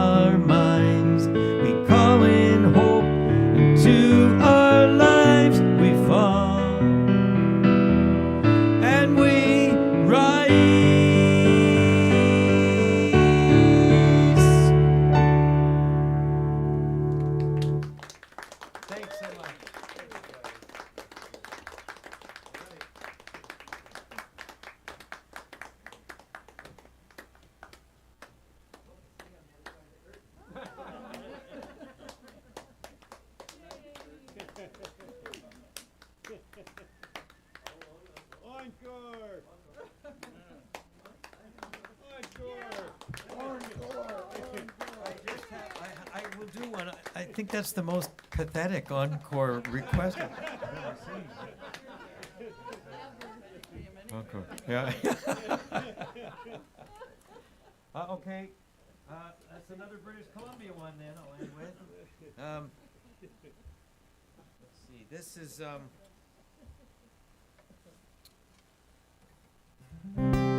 it's about salmon. You have to have one from British Columbia about salmon. And it's from this Arthur Black show where Arthur was interviewing a guy, a salmon expert from right out here on the island, and he was comparing the life of a salmon with lives of humans. And the result is this song. There's an answering back part I'd love you to participate in the chorus, answer every line. The song is very philosophical. It's called We Spawn and We Die. I can't believe I'm ending with this. We work more than we should. We struggle and strive to make something good out of our little lives. No matter how big we dream, no matter how hard we try, life's all swimming upstream. We just spawn and we die. Here's your part. We spawn and we die. We spawn and we die. We're just like the salmon. We spawn and we die. You guys sound awesome doing this. Can't believe I tricked you into saying that line. Though we don't always want to, still we spend our days looking for something to hang on to. Like bait on a hook, and life reels us in. It strings us a line. We lose and we win. We just spawn and we die. Here we go again. We spawn and we die. We spawn and we die. We're just like the salmon. We spawn and we die. Though the river of life is filled with rapids and dams, and we fuss and we fight, just like those poor salmon, with all our hopes and our wishes. I wonder if you and I are any better than fishes. We just spawn and we die. We spawn and we die. We spawn and we die. We spawn and we die. We're just like the salmon. We're just like the salmon. Big finish. We spawn and we die. Lovely. Nice work. See you next time around. Thank you, James.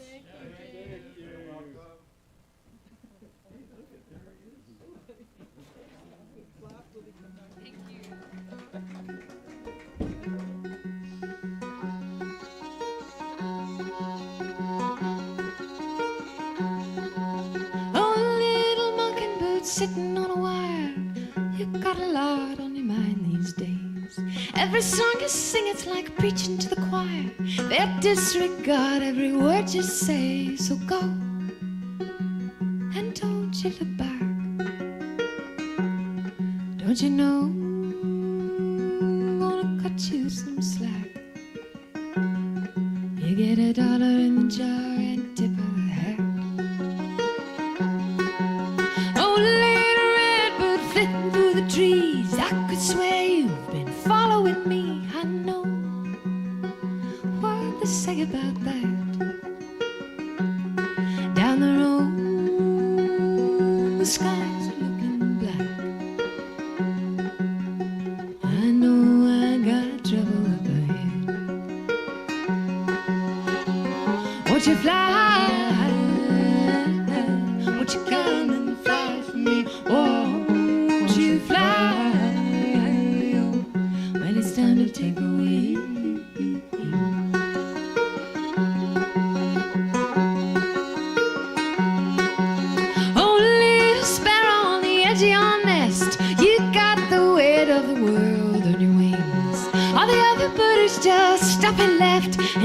All alone, it's a harrowing thing just to go, not knowing how you'll do.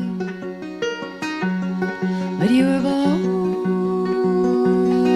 to see this through. Up and away, Godspeed to you. Oh, little robin, you don't mind the rain. Doesn't ruffle your feathers and doesn't rattle your brain. 'Cause you know its bark is worse than its bite. Just a little bit of nose flash of light. You're gonna eat your fill tonight. Won't you fly?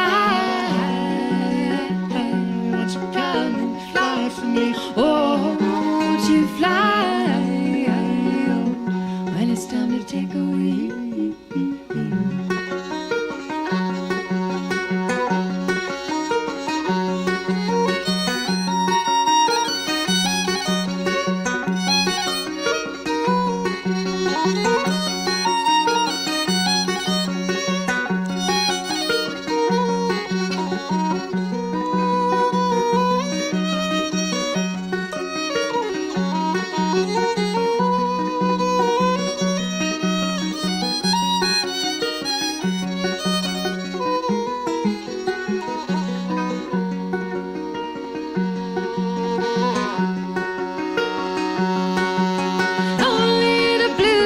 Jonesing for a fight. I could hear rockets from a mile away. Lordy, Lordy, how the feathers fly. Did he rile you up? Did he ruin your day? Don't you know life's too short for that? Every roll with the punches is a feather in your cap. Besides the song of an idle bird always falls flat.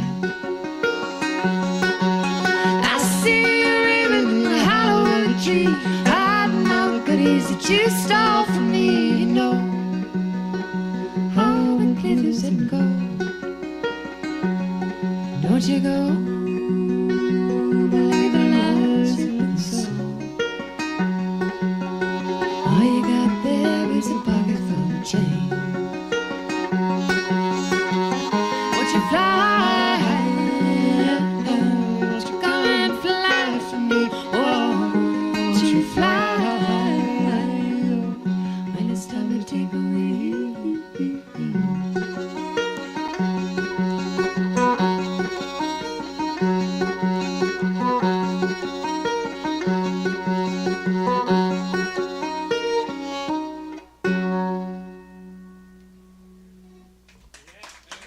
Thank you.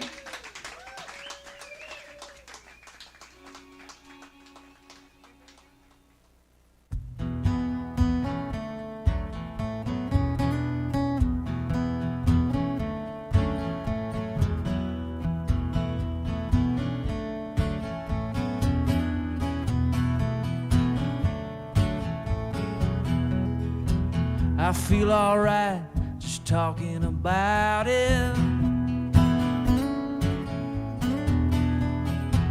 I could be dreaming of anything.